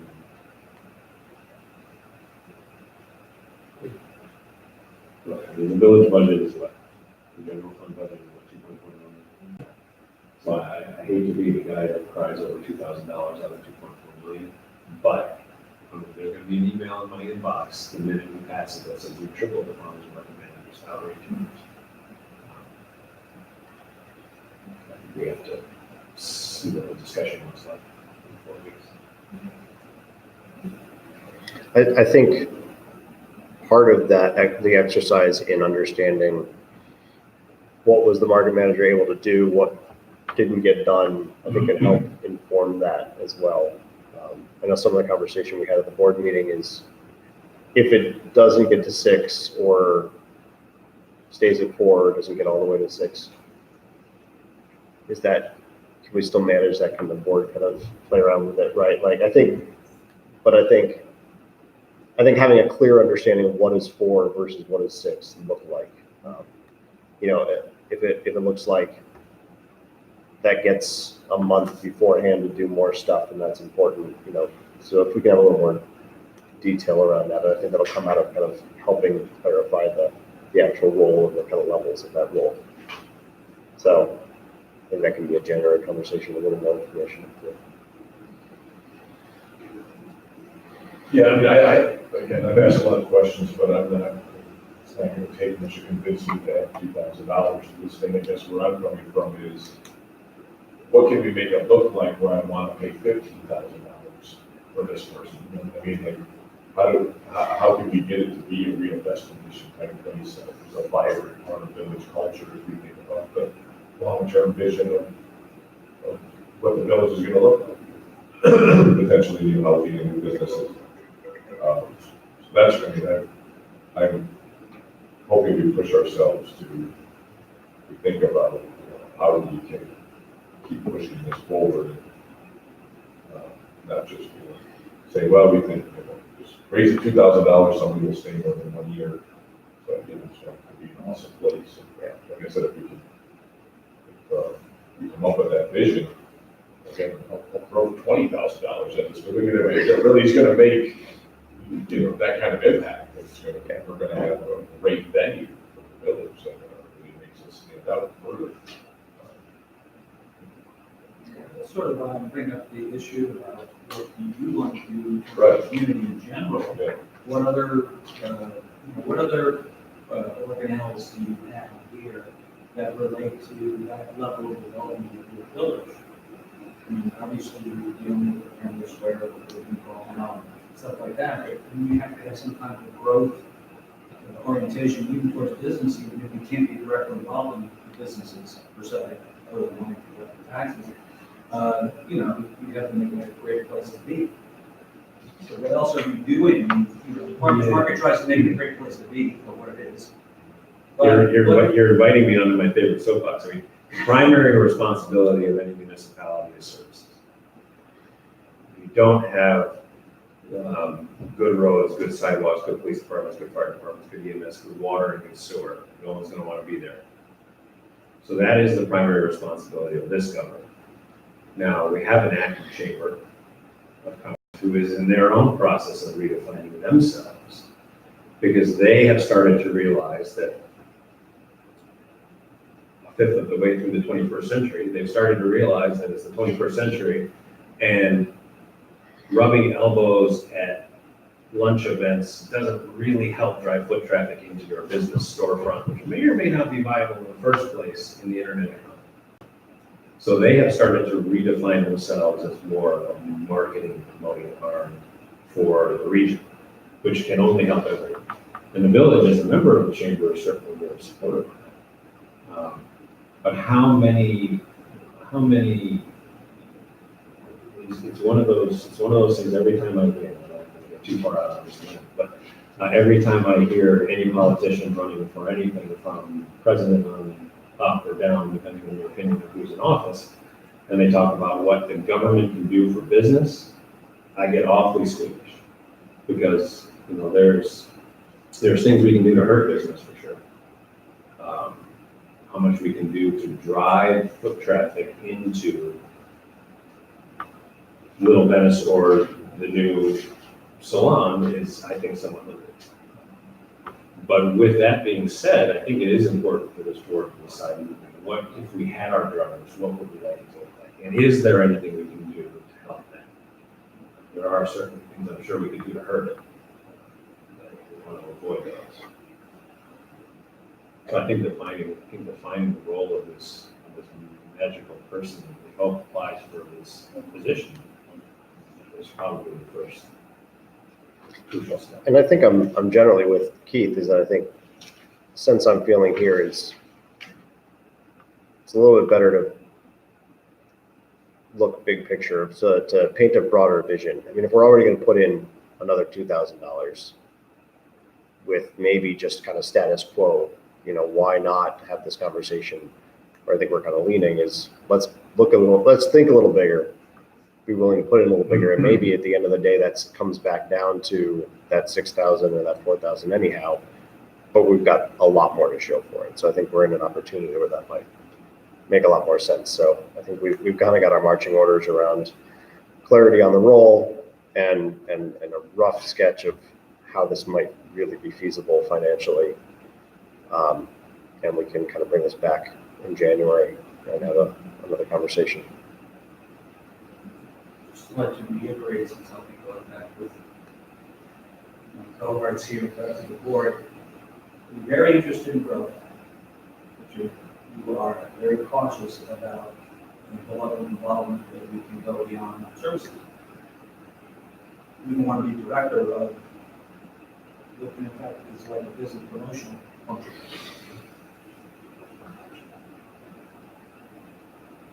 And that's why I asked it originally about what plan we had for growth. Your statement sort of draws back to my idea about growth, making sure we have roads, and we have water, and we have sewage, et cetera, that everything is going, and that you don't create negative laws or whatever processes that actually suppress business and business opportunity.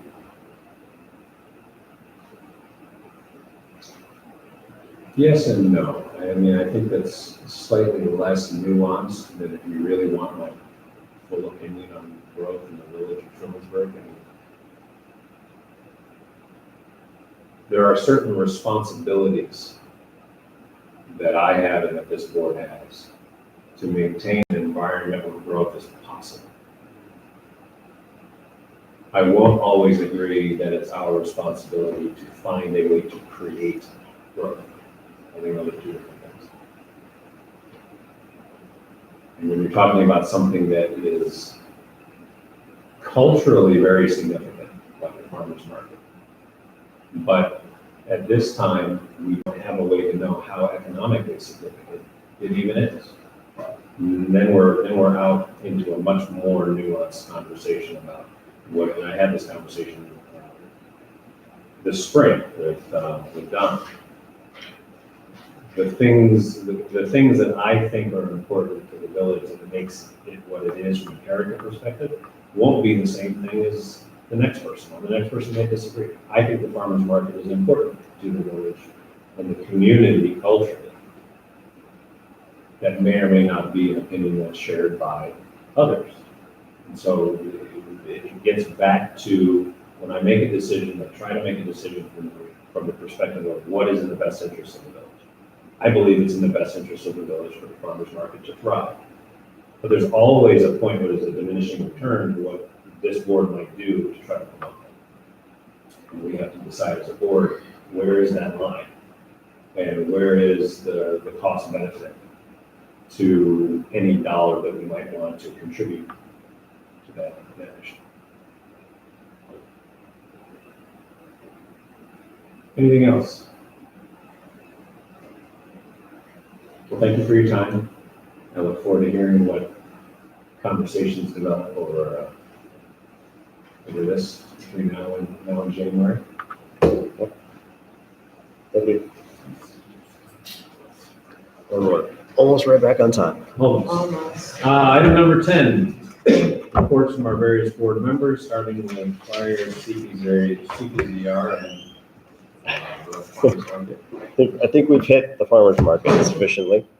So I'll start with fire. Not too much to report. I did get a monthly report. I'm not sure if you got it. It just came in recently, towards the end of the day. The one thing Jason did mention to me is they've installed the new key code kind of key fob lock on the back door of the fire department. But there are still two other doors that really should be similarly secured. Otherwise, it's kind of doesn't make a whole lot of sense just to have one door when people can still get in the other ones with keys, and we're not tracking it the way we're intending with the new kind of key fob and key code approach. So here's a quote. It's from quite a while ago. I think he said, oh, here it is, from July. So it probably needs to get made. We still need to make sure it's valid, but it's probably directionally appropriate. In the order of $4,171.80 to put in locks on the other two doors. So I think Jason was looking for us to take, and I'll say maybe 4,500 out of the station reserve to be able to pay for this work. And he was curious if there's anything in the EMS station reserve to go halvesies on. That's fine. I didn't know. There you go. That was easy. So no. We do have the line. Yeah, we have a lot of, budget for it, it's we like, just don't have a reserve. but it's like $2,000. I see. Okay. For their TP and stuff. Got it. So, but there is a fire station For reserve. the firehouse. Fire, yes. So out of that. So I guess I'd make a motion for permissive referendum up to, I'm going to say 4,500 from the station house reserve for the purchase of two door locks, automated door locks or whatever these are. I assume it's installation. Yeah, it's installation as well. So it's equipment for two, and installation of the above, and a Yale panic bar, whatever that is. I'm not sure. I can. That's the crash bar.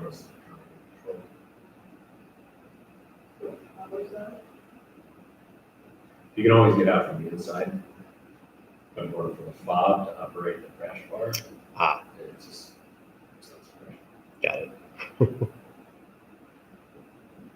So we have a motion in a second. Any additions?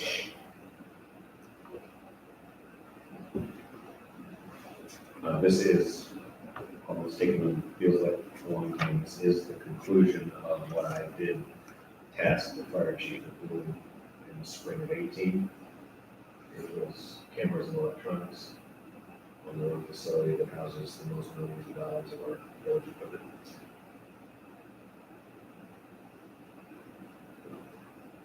So if there's nothing else, then all in favor of approving the permissive referendum, please say aye. Aye. Any opposed? Great. Back to CPZR. So we had a great turnout for the public meeting the Thursday before Thanksgiving. I think we had around 50 folks from the community, as well as a number of people from the committee and from our consultant EDR. So I wanted to just kind of thank everyone for who was able to come to give feedback. We've put the slides and the large poster boards, as well as the video, all online on the website. There's also a survey that was available for people at the meeting that is available online. You can also come into the village and Tammy can print you a copy and fill it out. We're collecting those as well. I think there's one tweak we needed to make to the website, but we'll get that all kind of put together, and then I plan to get it out on social media again, and kind of beat the drum a little bit more to see if we can get additional input from the community. The survey is a fairly straightforward, just kind of opportunities that we have in front of us, weaknesses, strengths, that kind of threats, kind of SWOT analysis, though using different words so it didn't feel so corporate-y. We are having our regular scheduled meeting this coming Thursday at 6:30 here, where we'll kind of start to review some of the feedback, kind of have an internal debrief of the meeting, and also consider a potential additional survey that might be a bit more directed, some maybe harken to some of the questions that were asked a little over 10 years ago now. With the previous survey, maybe be able to see some kind of shifts over time. We'll have that kind of discussion. So otherwise, we're continuing to move towards, we've got drafts of the first 3 chapters should be coming to the board shortly. And we'll continue to work on our goals and then action items against those goals. And that's going to be the main focus into the spring, at which point we should have a draft of all that we'll have open for public review. So it's kind of the next 3 to 6-ish months roadmap there. As I said, nothing else to remark on the farmers market. We've talked that one a while. The last thing I wanted to bring up was I went to the Tompkins Chamber to hear a presentation on small cell towers, or small cell antennas, I guess.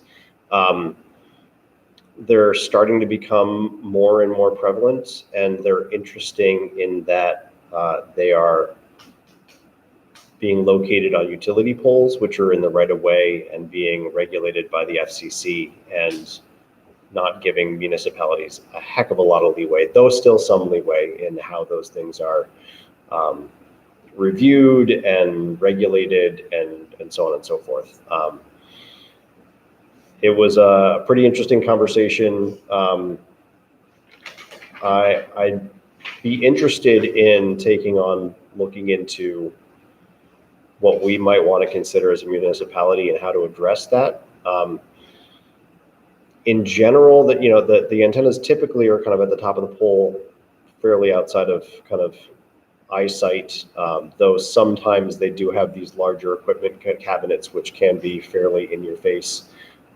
The interesting part about the antennas is that they're not their range is really rather low, so you can end up with quite a few of them, especially if Verizon needs one and AT&T needs one and so on and so forth.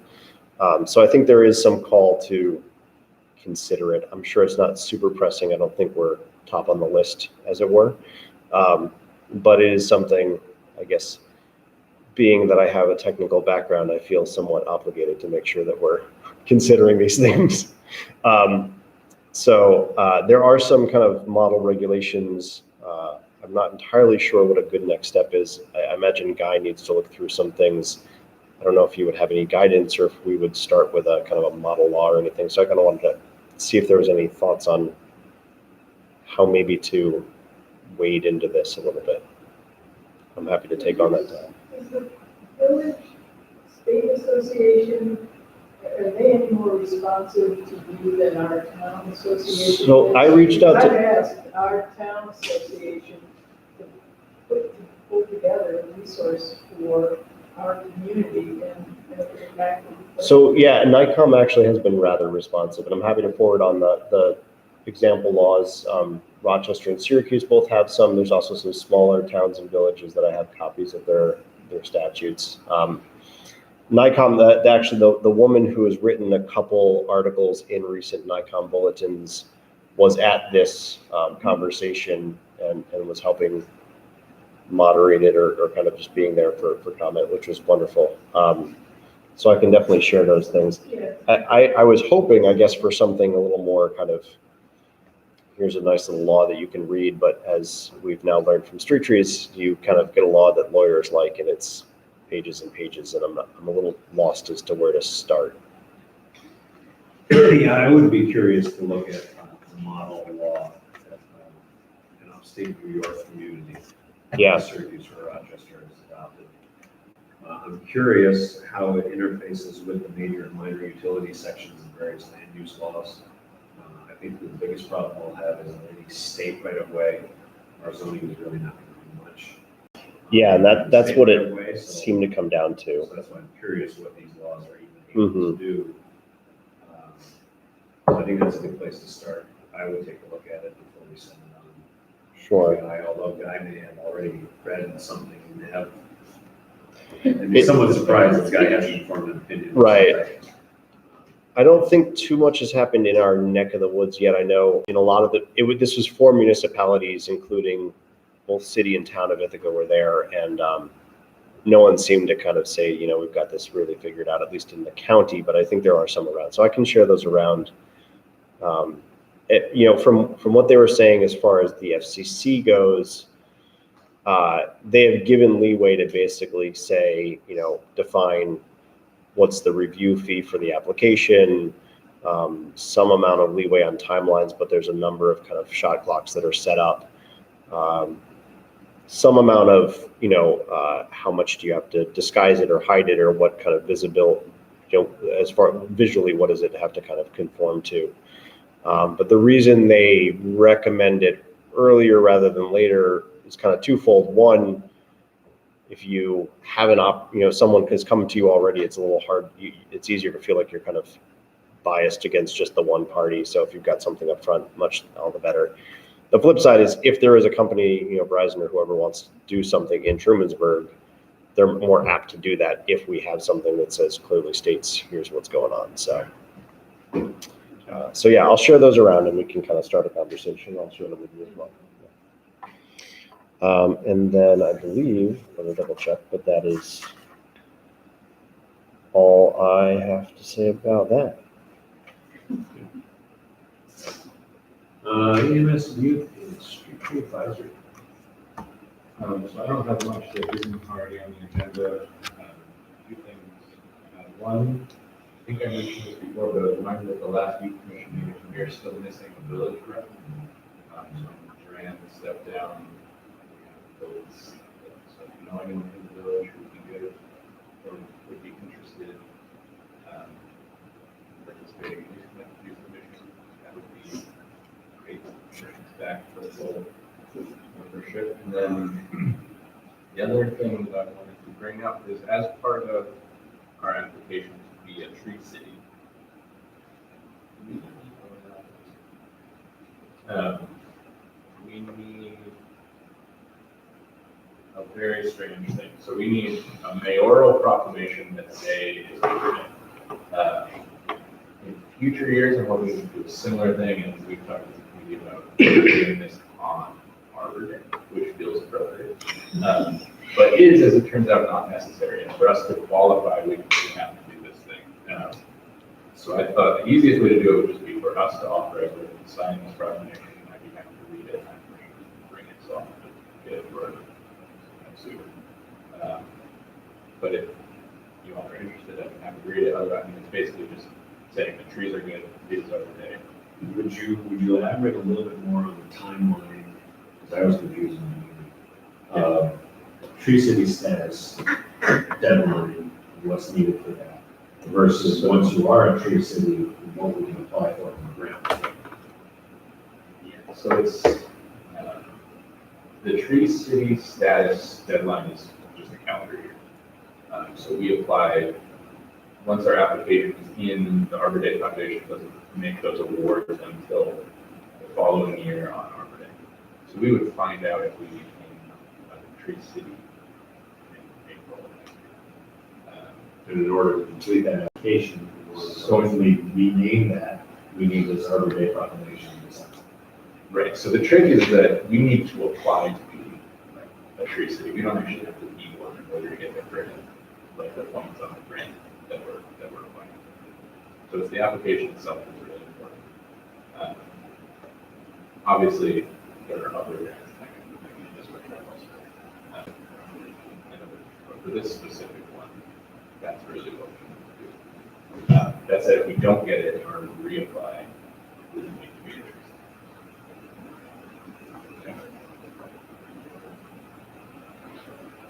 Questions on Arbor Day and winter? Yeah, so today is our day. I'm curious how many Arbor Days are on December 31st. Yeah, kind of like. We may be the only December Arbor Day.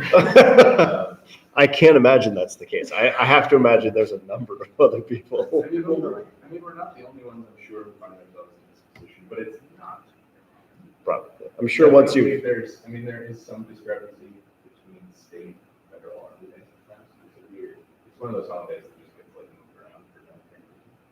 But, no, I can't imagine that there's a real reason to celebrate any day other than Arbor Day.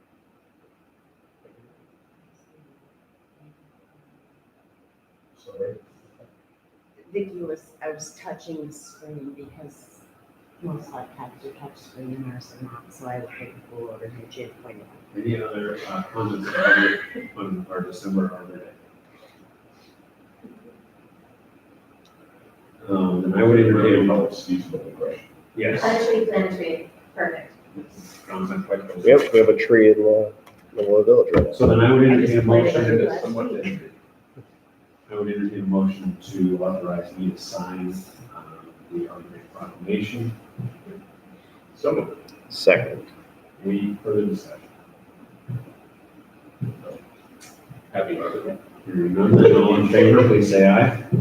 Aye. Any opposed? Okay. You print sort of designating of that? No. I did. Oh, I think I sent you, it has the wrong date, so you can change the You date. would send that to me or print? Or You letterhead? can just change the date. And I'll sign. Great.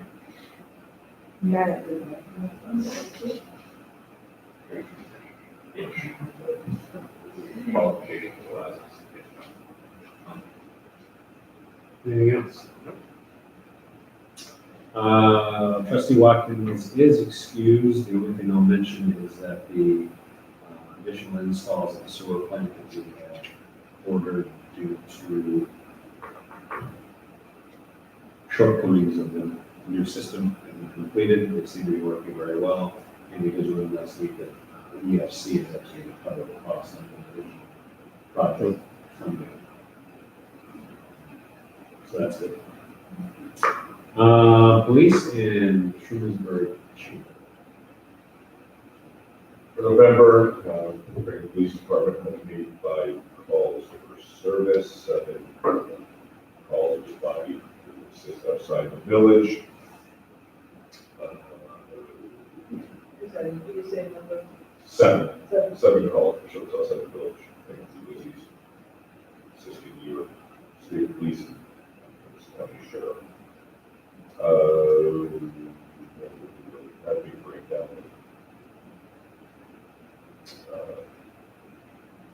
Second calls at this point. But we continue to be active in the community. No major incidences to report. I will thank the police department for their service at Winterfest.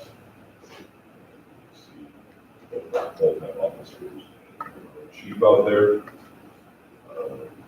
We were, I think over the last couple of years, doing different studies on speed in the village and speed limits, and we were, the state did award us a stalker radar, interesting name. Yeah. Well, they're still in business, I guess. Stalker radar from the state, at no cost to us, $2,000 value. We will use this unit to continue to improve speed enforcement in the community. We also had,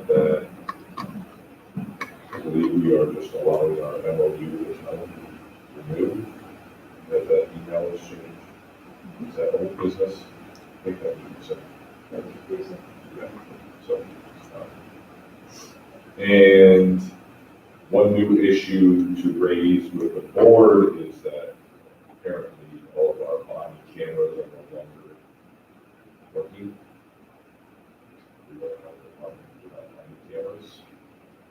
And certainly that's problematic. So most people realize these cameras are good for both the person engaging with the police and the police department themselves. Limits the village's liability. So she has proposed there's different options. I have what he would like to do is get new body cameras that are through a company that other municipalities in the county use. I'm not exactly clear what we want to do. I guess we have to talk about whether or not we want to make that expense. He's quoted me about $30,000 over 5 years. It's about $6,000 a year for these body cameras. Says there are some cheaper cameras, but he feels these are the cameras that provide the best, most reliable, municipalities in the country. So Is he looking to phase that in? What's the plan here? I guess it's a payment plan, essentially. So it's a $30,000 price tag for some finance. What happened to the ones that was all for? Yeah, he said they have been banding together for quite some time. Those are painful.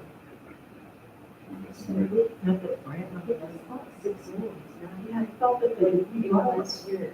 Yeah, more per year, that was just surprised, but I don't think they were very expensive. No, I'm sure they won't. Yeah. I'm sure they won't. Yeah, I'm not prepared to really ask for that money tonight. So do you want me to talk to the chief and find out what this feels? Like, meaning, is it, yeah, they'll. Yeah, I mean, what he said, it was more of an informal kind of email.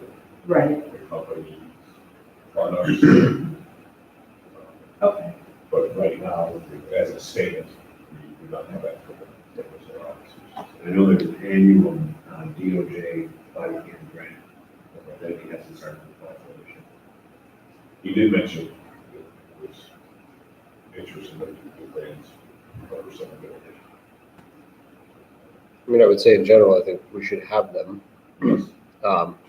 Grants would be good. That is quite a price. So wanting to know more details would be helpful. Yep. Yeah, again, this is relatively new information to me. I don't know how that compares to is that a great price for body cameras? Not in the business. No, that's where the top. Okay.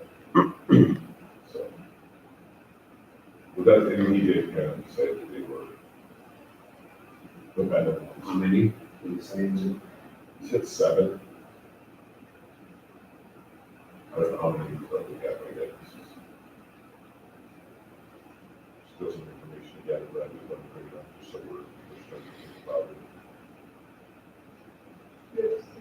mind working at once? No. I mean, sure, grassroots would like a bunch.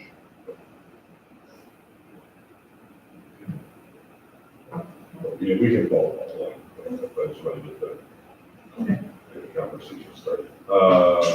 Chamber of Commerce, as I mentioned, we had Winterfest on Saturday. Hope everyone enjoyed it. Good weather, pretty good weather. Yeah, again, we had a lot of village support, DPW, police, fire, thanks everyone for participating.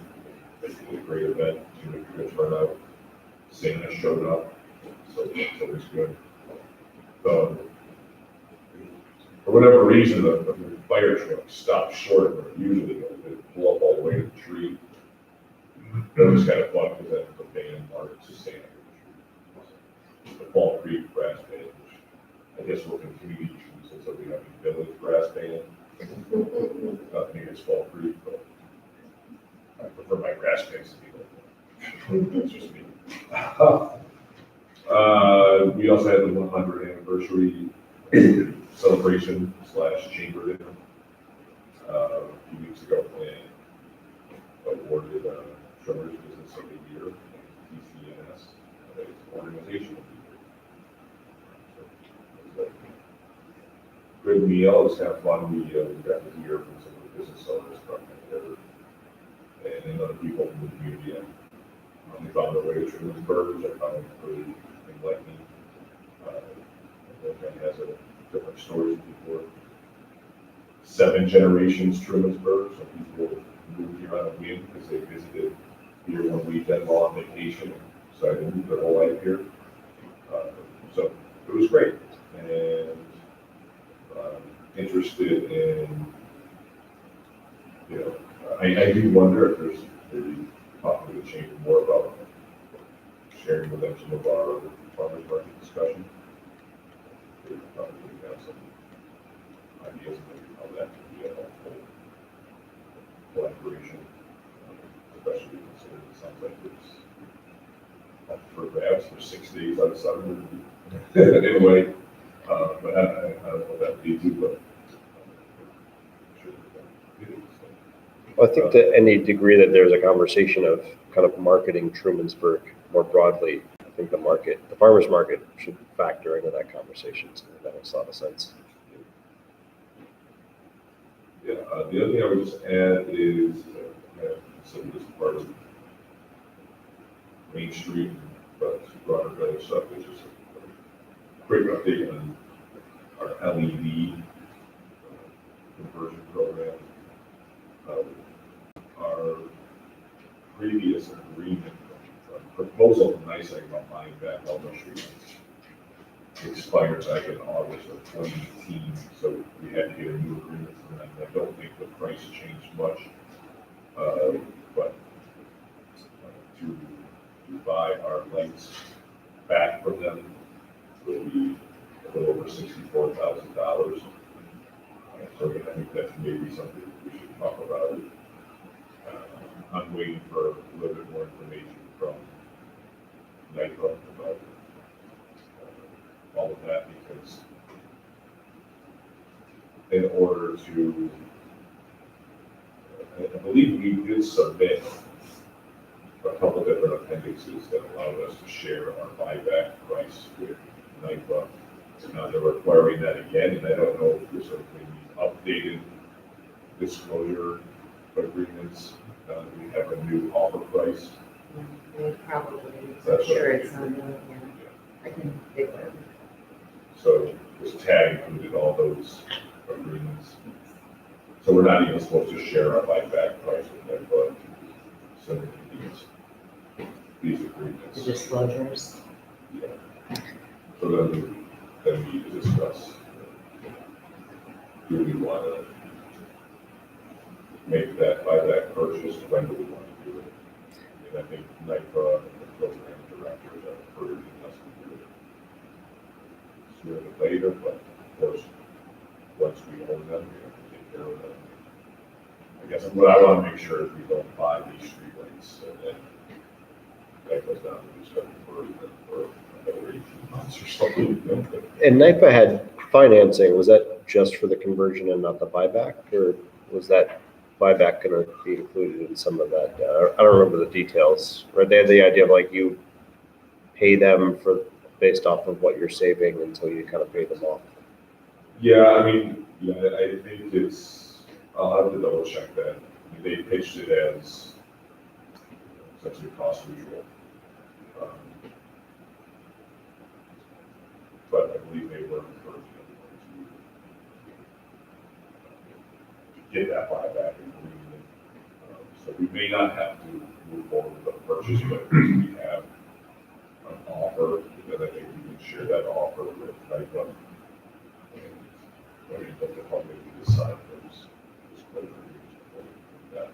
I think we did that, we shared our previous buyback offer, but that expired. I guess the next step then we get those signed then. And that's it. Okay, treasurer. I have a couple things. We're to ask that the audit be completed if possible by January. So the meeting will be up to do our audit report at our January meeting. We are waiting for fund balances from the funds. The other thing that I would like to request from the board is a resolution to approve or to sign the fire and EMS contract. So far, we've only got Ulysses, and so if you could do that tonight, that would be great. I am off Monday, Tuesday, Wednesday next week. My child comes home on Friday. Yay. I'm sorry. So, that, I mean, you know, the summer's very slow and now we're moving ahead. Have you had an opportunity to look at the energy savings piece? I know that was one of the energy audit, the thing you talked to Terry about. You said that might be on your I'm plate. working on it. Awesome. Yeah, it doesn't take long, it just takes me in between, I forget how to do it, it's fake news. By the way. First step. You just want water, sewer, and generalize, and I finished those today, and I'm looking at those tomorrow. So then I'll make a motion to authorize Warden to sign the fire and EMS budgets from the towns. Thank you. Contracts, sorry. Yes.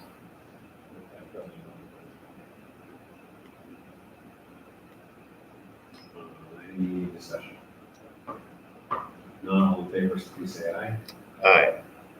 Opposed?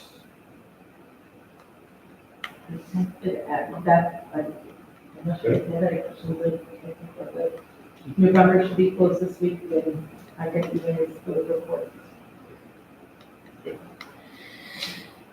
Clerk. I don't have a whole lot, except for within your Dropbox, there is a letter, a highly anticipated letter, that I send every year to the Board of Elections, telling them what vacancies we have available for the spring elections, and a proclamation from the mayor about what day those elections will be held on. Please notice that elections will not be on a Tuesday this year, they will be on Wednesday. March 18th, something, little caveat, I guess something to leave here, is my guess. Let's leave here. So when I sent the first one, Mr. DeWitt promptly corrected me and we corrected this. So I just need you to take care of it so that the Ulysses Democratic Committee can rest easy. Just like that. It is that, it was 2016. Yeah, I don't know. I've never had an election in 15 years I've been on. I like that we told him when our elections would be and he corrected us.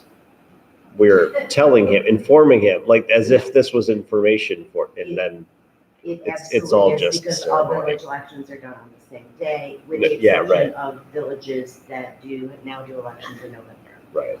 So village election day is a thing. This There have is, been leap years. Is it now?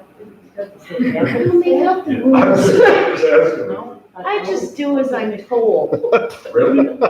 Well, most of the time. Occasion. Occasionally. Sometimes, once in a while. I know, and I said to him, are you sure? In the era of improving voter turnout, let's. Maybe that's it, let's switch to Wednesday, just to see if people come out on Wednesday. I have a sneaking suspicion that it is gonna be a busy election season. So, I just need.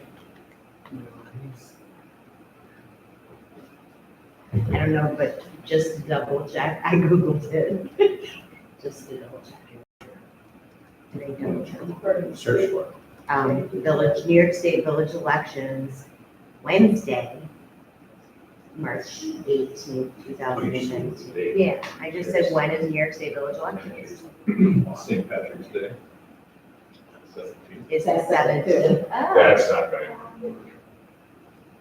well, what if we serve green beer? Good. That'd be good. He didn't tell me. I don't You know. definitely want to stand outside of the fence with a sign, is that 100 feet away? there is literally just election law says if the third Tuesday for any year is 17th of March, it should be held on the 18th. That's It just, is because, yeah, it is. Because it's- That is, those Irish New York City legislators. Yeah. They're legislators. Yeah. They It's amazing. voted because of.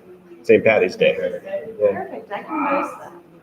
I can get behind that. Something new all the time, right? That's amazing. Well, I was very happy to hear that it wasn't on the 17th. I'm just saying.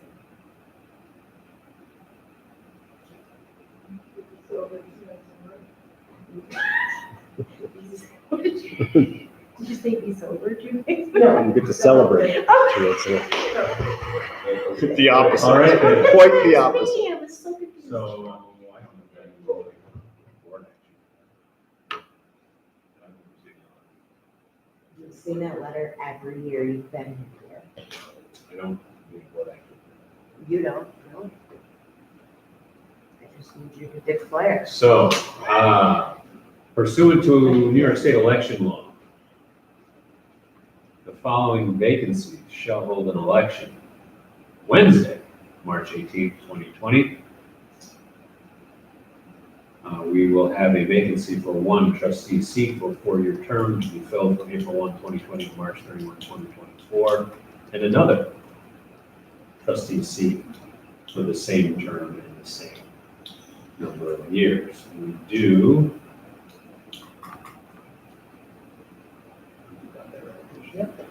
So I would entertain a motion to adopt a resolution stating that polls will be open from 12 noon until 9 p.m. For the purposes of the elections of the aforementioned seats on Wednesday, March 18th, 2020. And the poll location will be in this room, Village Office, 56 East Main Street, Elm Street entrance.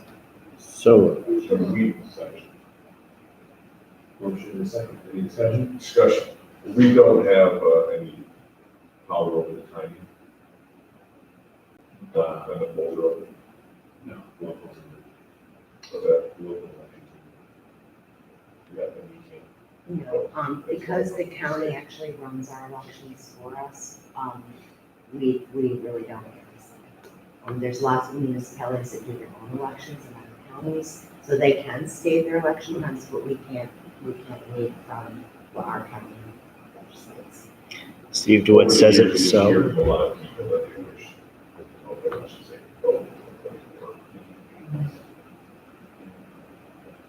It seems to make the least sense. That is like, Well, you have to think about the 5 people who sit here for 9 hours for 32 people to show up to vote. And we pay them to sit We have here. to really try to price in our democracy. Oh my God, what did you say? To be fair, I was elected initially with 48 Oh, I'm sorry. I'm sorry, Todd. Changing us. Yeah. Nobly corrected. So we have a motion and a second. Any additional discussion? And I have And no hearing none, all further in report. favor, please say aye. Aye. Any opposed? Okay. Anything else Um, from the clerk's office? I posted holiday hours on the website and on Facebook and on both of the doors. We will be closed from Friday, the 20th at 1, and we will reopen on the 26th at 8 a.m. Other than that, unless someone's got specific questions, I've got nothing else. Okay. Last month's meeting, I brought up the Greater Tompkins County Municipal Health Insurance Consortium's 5-year municipal cooperative agreement review is taking place. Whether this board had any input on any changes it wanted to see, and I forwarded to you all some documentation on that. I wanted to see if there was anything that you did want to suggest in terms of change, because if not, I would be sending off a letter of, we like things just the way they are this week. Looks good to me. Okay. I did learn that, actually just today, I learned that as of October 31st, the consortium is currently $2.8 million under budget.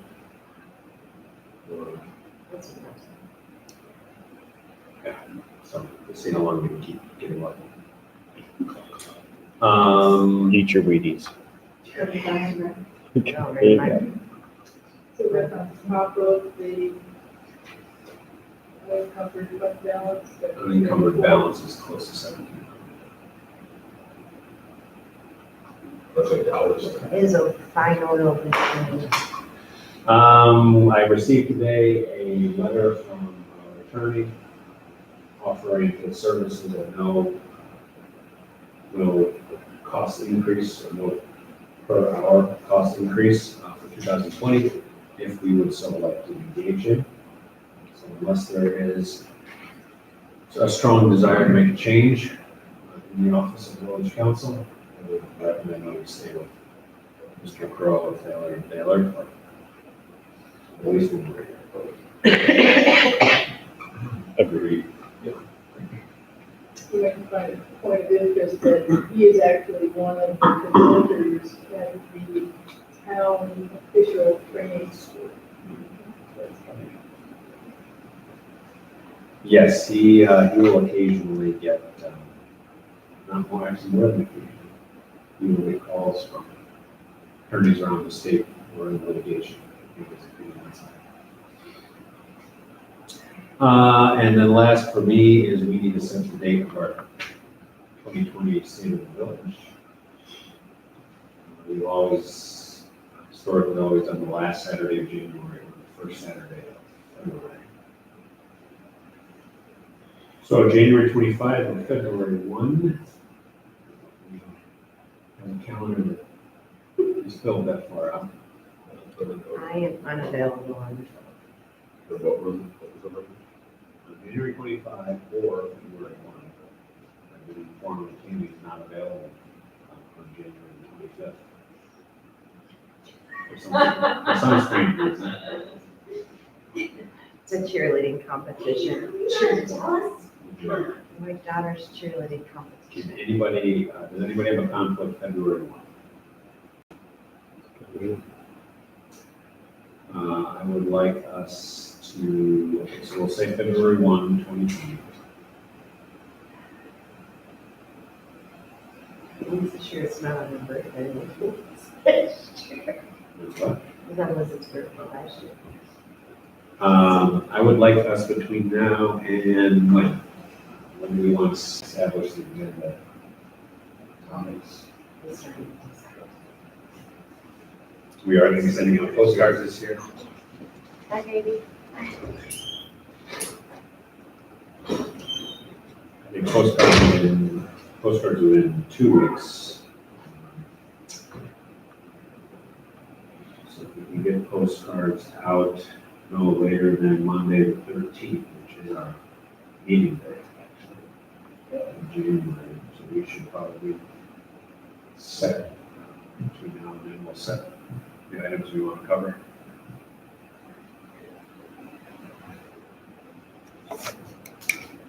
Good.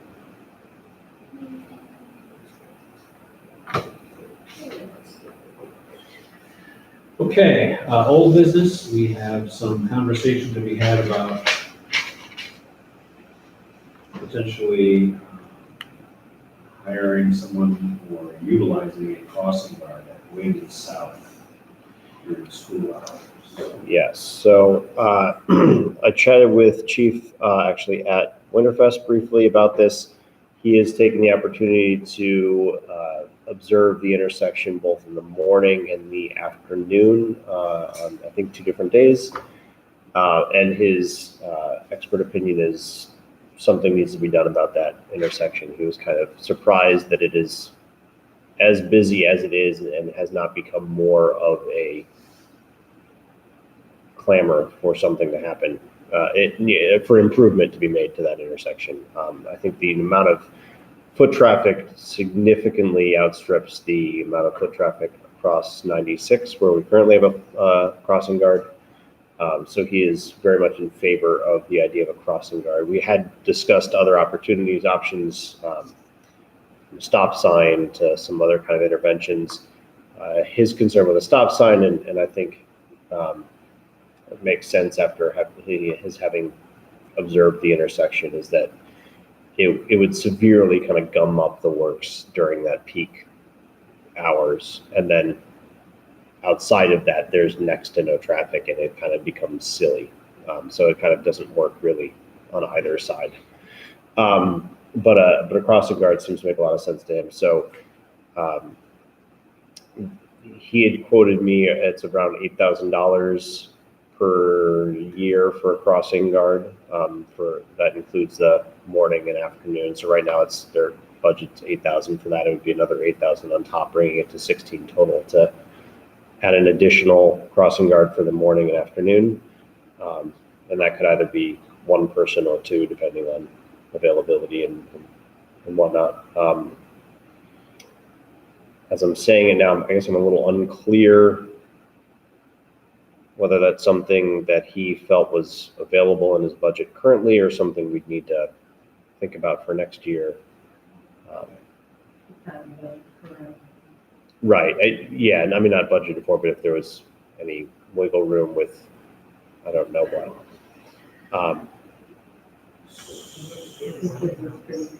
Okay, yeah. So we probably had the money based on the fact that we haven't had a zoning officer in some time. I did have a conversation with Kimberly Bell about this, and she's in favor, and said that if we decide, I told her we were still in the investigation stage, but if we decide to move forward, to let her know, and she would see if she can get funds to cover some portion of it from the school to the village. So I can see if historically the village has always paid for the crossing guard Route 6 on Main Street. I think a dozen or so years ago, we asked the school if they would chip in, and they said, they told us that we could chip in. So I don't know if there's a broader conversation, but I think it costs some both. So I'm happy to float the idea and start high and come back to a smaller number. Yeah, I think that makes sense. So I probably the first step is to open the position. Would that be or is that a little premature just yet? I think if it depends on what she wants to do. If he's got 2 people and he wants to start to split shift them, use them both during the day, then we don't need to hire anyone. Okay. We don't have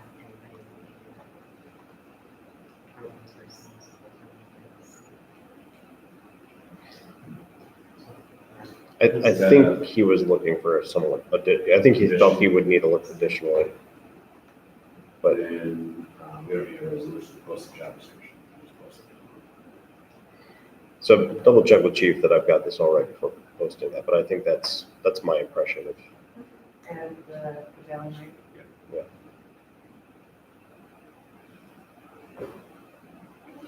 Maybe in the short terms, we don't lose that for a second. You know,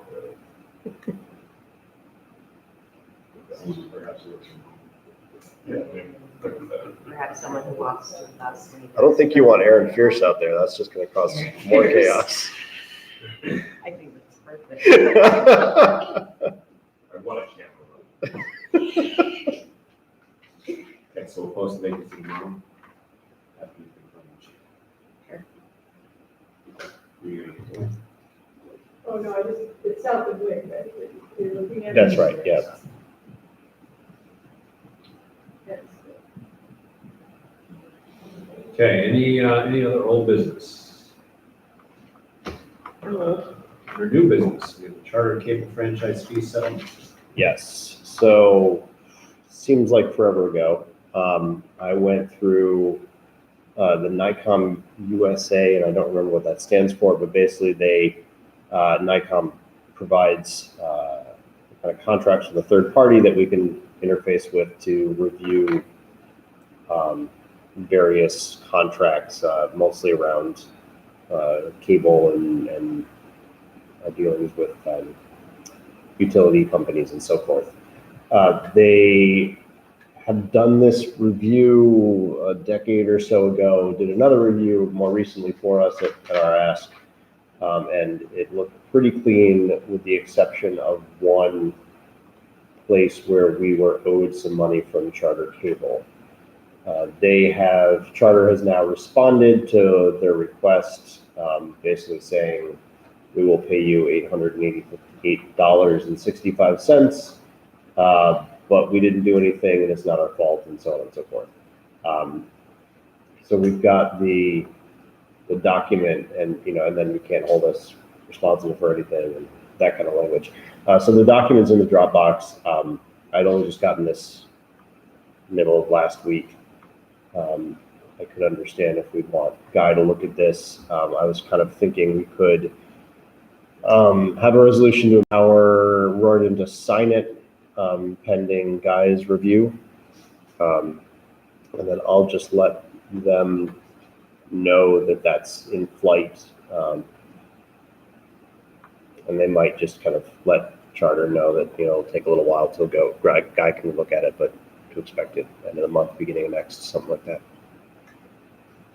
So I'll make a motion that we allow Royden to sign this settlement agreement with Charter Cable pending Guy's review.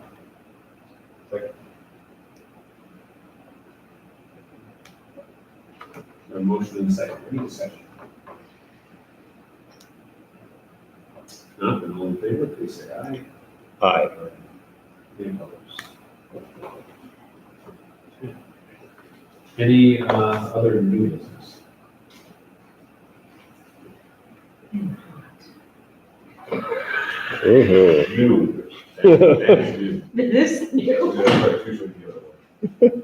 Holy Hannah. Did you just have a quote on? Yes. Then item number 13 is approval of bills. We have a general fund abstract in the amount of $269,344.17. Do we approve that general fund abstract? Any motion, do we have a second? Second. Any discussion?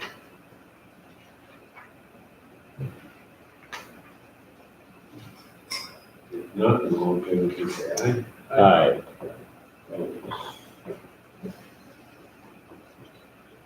We have an EMS billing abstract, $21,741.24.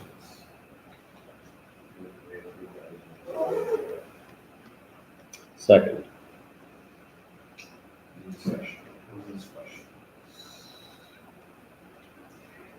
Not all in favor, please say aye. Aye. Any opposed? Water fund, $87,029.20. I move that we pay this abstract.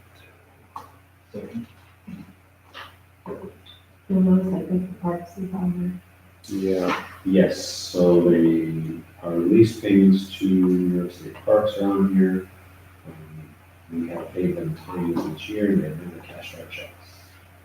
So we have since, updated our bank account to take deposit on checks. So we've gotten that all cleared up, and we issued checks for the past 2 years. Less their water usage. They weren't just being charitable. We're all current. No such luck. I talked to Joanne, how to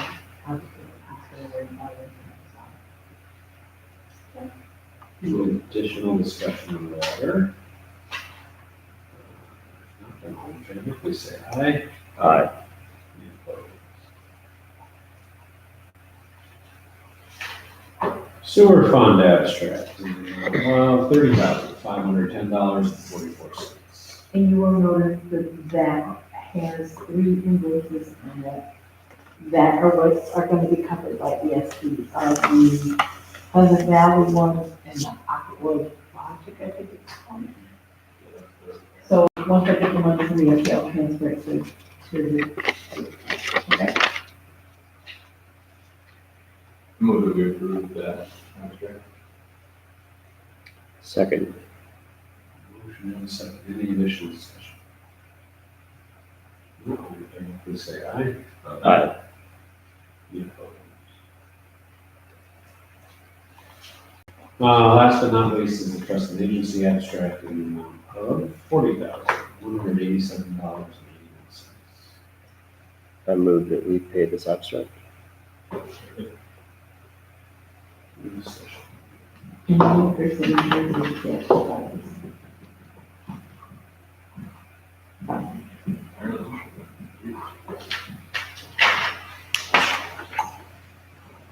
Any additional discussion?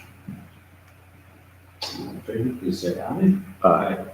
Any opposed? Okay.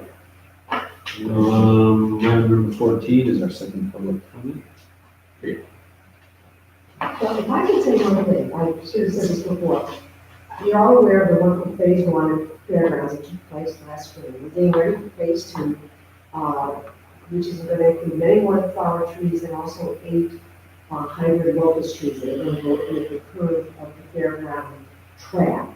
That's why Peggy and I sat at Sure Say, because we're looking for people who might be interested in purchasing one of the locust trees, either in honor of someone or in memory of someone. And believe it or not, out of the 8, we've already sold 5, which is stupendous. But we're also really doing donations. We've gotten some wonderful funding from the town and from the gem shop, but we're still needing more money because we really want to make sure we set up a maintenance piece of money for the ongoing care of the trees. So the planting of the next phase is hopefully going to happen Arbor Day weekend then. And last year, So this coming weekend. yes. Last year we had over 40 village and town volunteers helping with it. Everyone's of course welcome. It was a great event last year. Looking forward to it this year. How would someone go about donating? Well, we're going to be at Sure Save again Wednesday night. You can just contact New York and Payne. Okay. Absolutely. Thanks, man. How much is it to name a tree? 150. And what will come with that is there's going to be a plaque on the office, the fairground office, with a wonderful John Oliver map probably showing what area we're talking about, and the names of either the donor or the person that's on the money down. And you get a beautiful citation also. Great. Anything else? Okay. Do we have a need for an executive session? Wait, what? Run for your lives! Is that allowed? There was a discussion about it. Yeah, but I can't be here for that, so. She's still up. I move that we adjourn. Second. You guys All are in getting favor? good at this. Aye. No, we're good at it when we just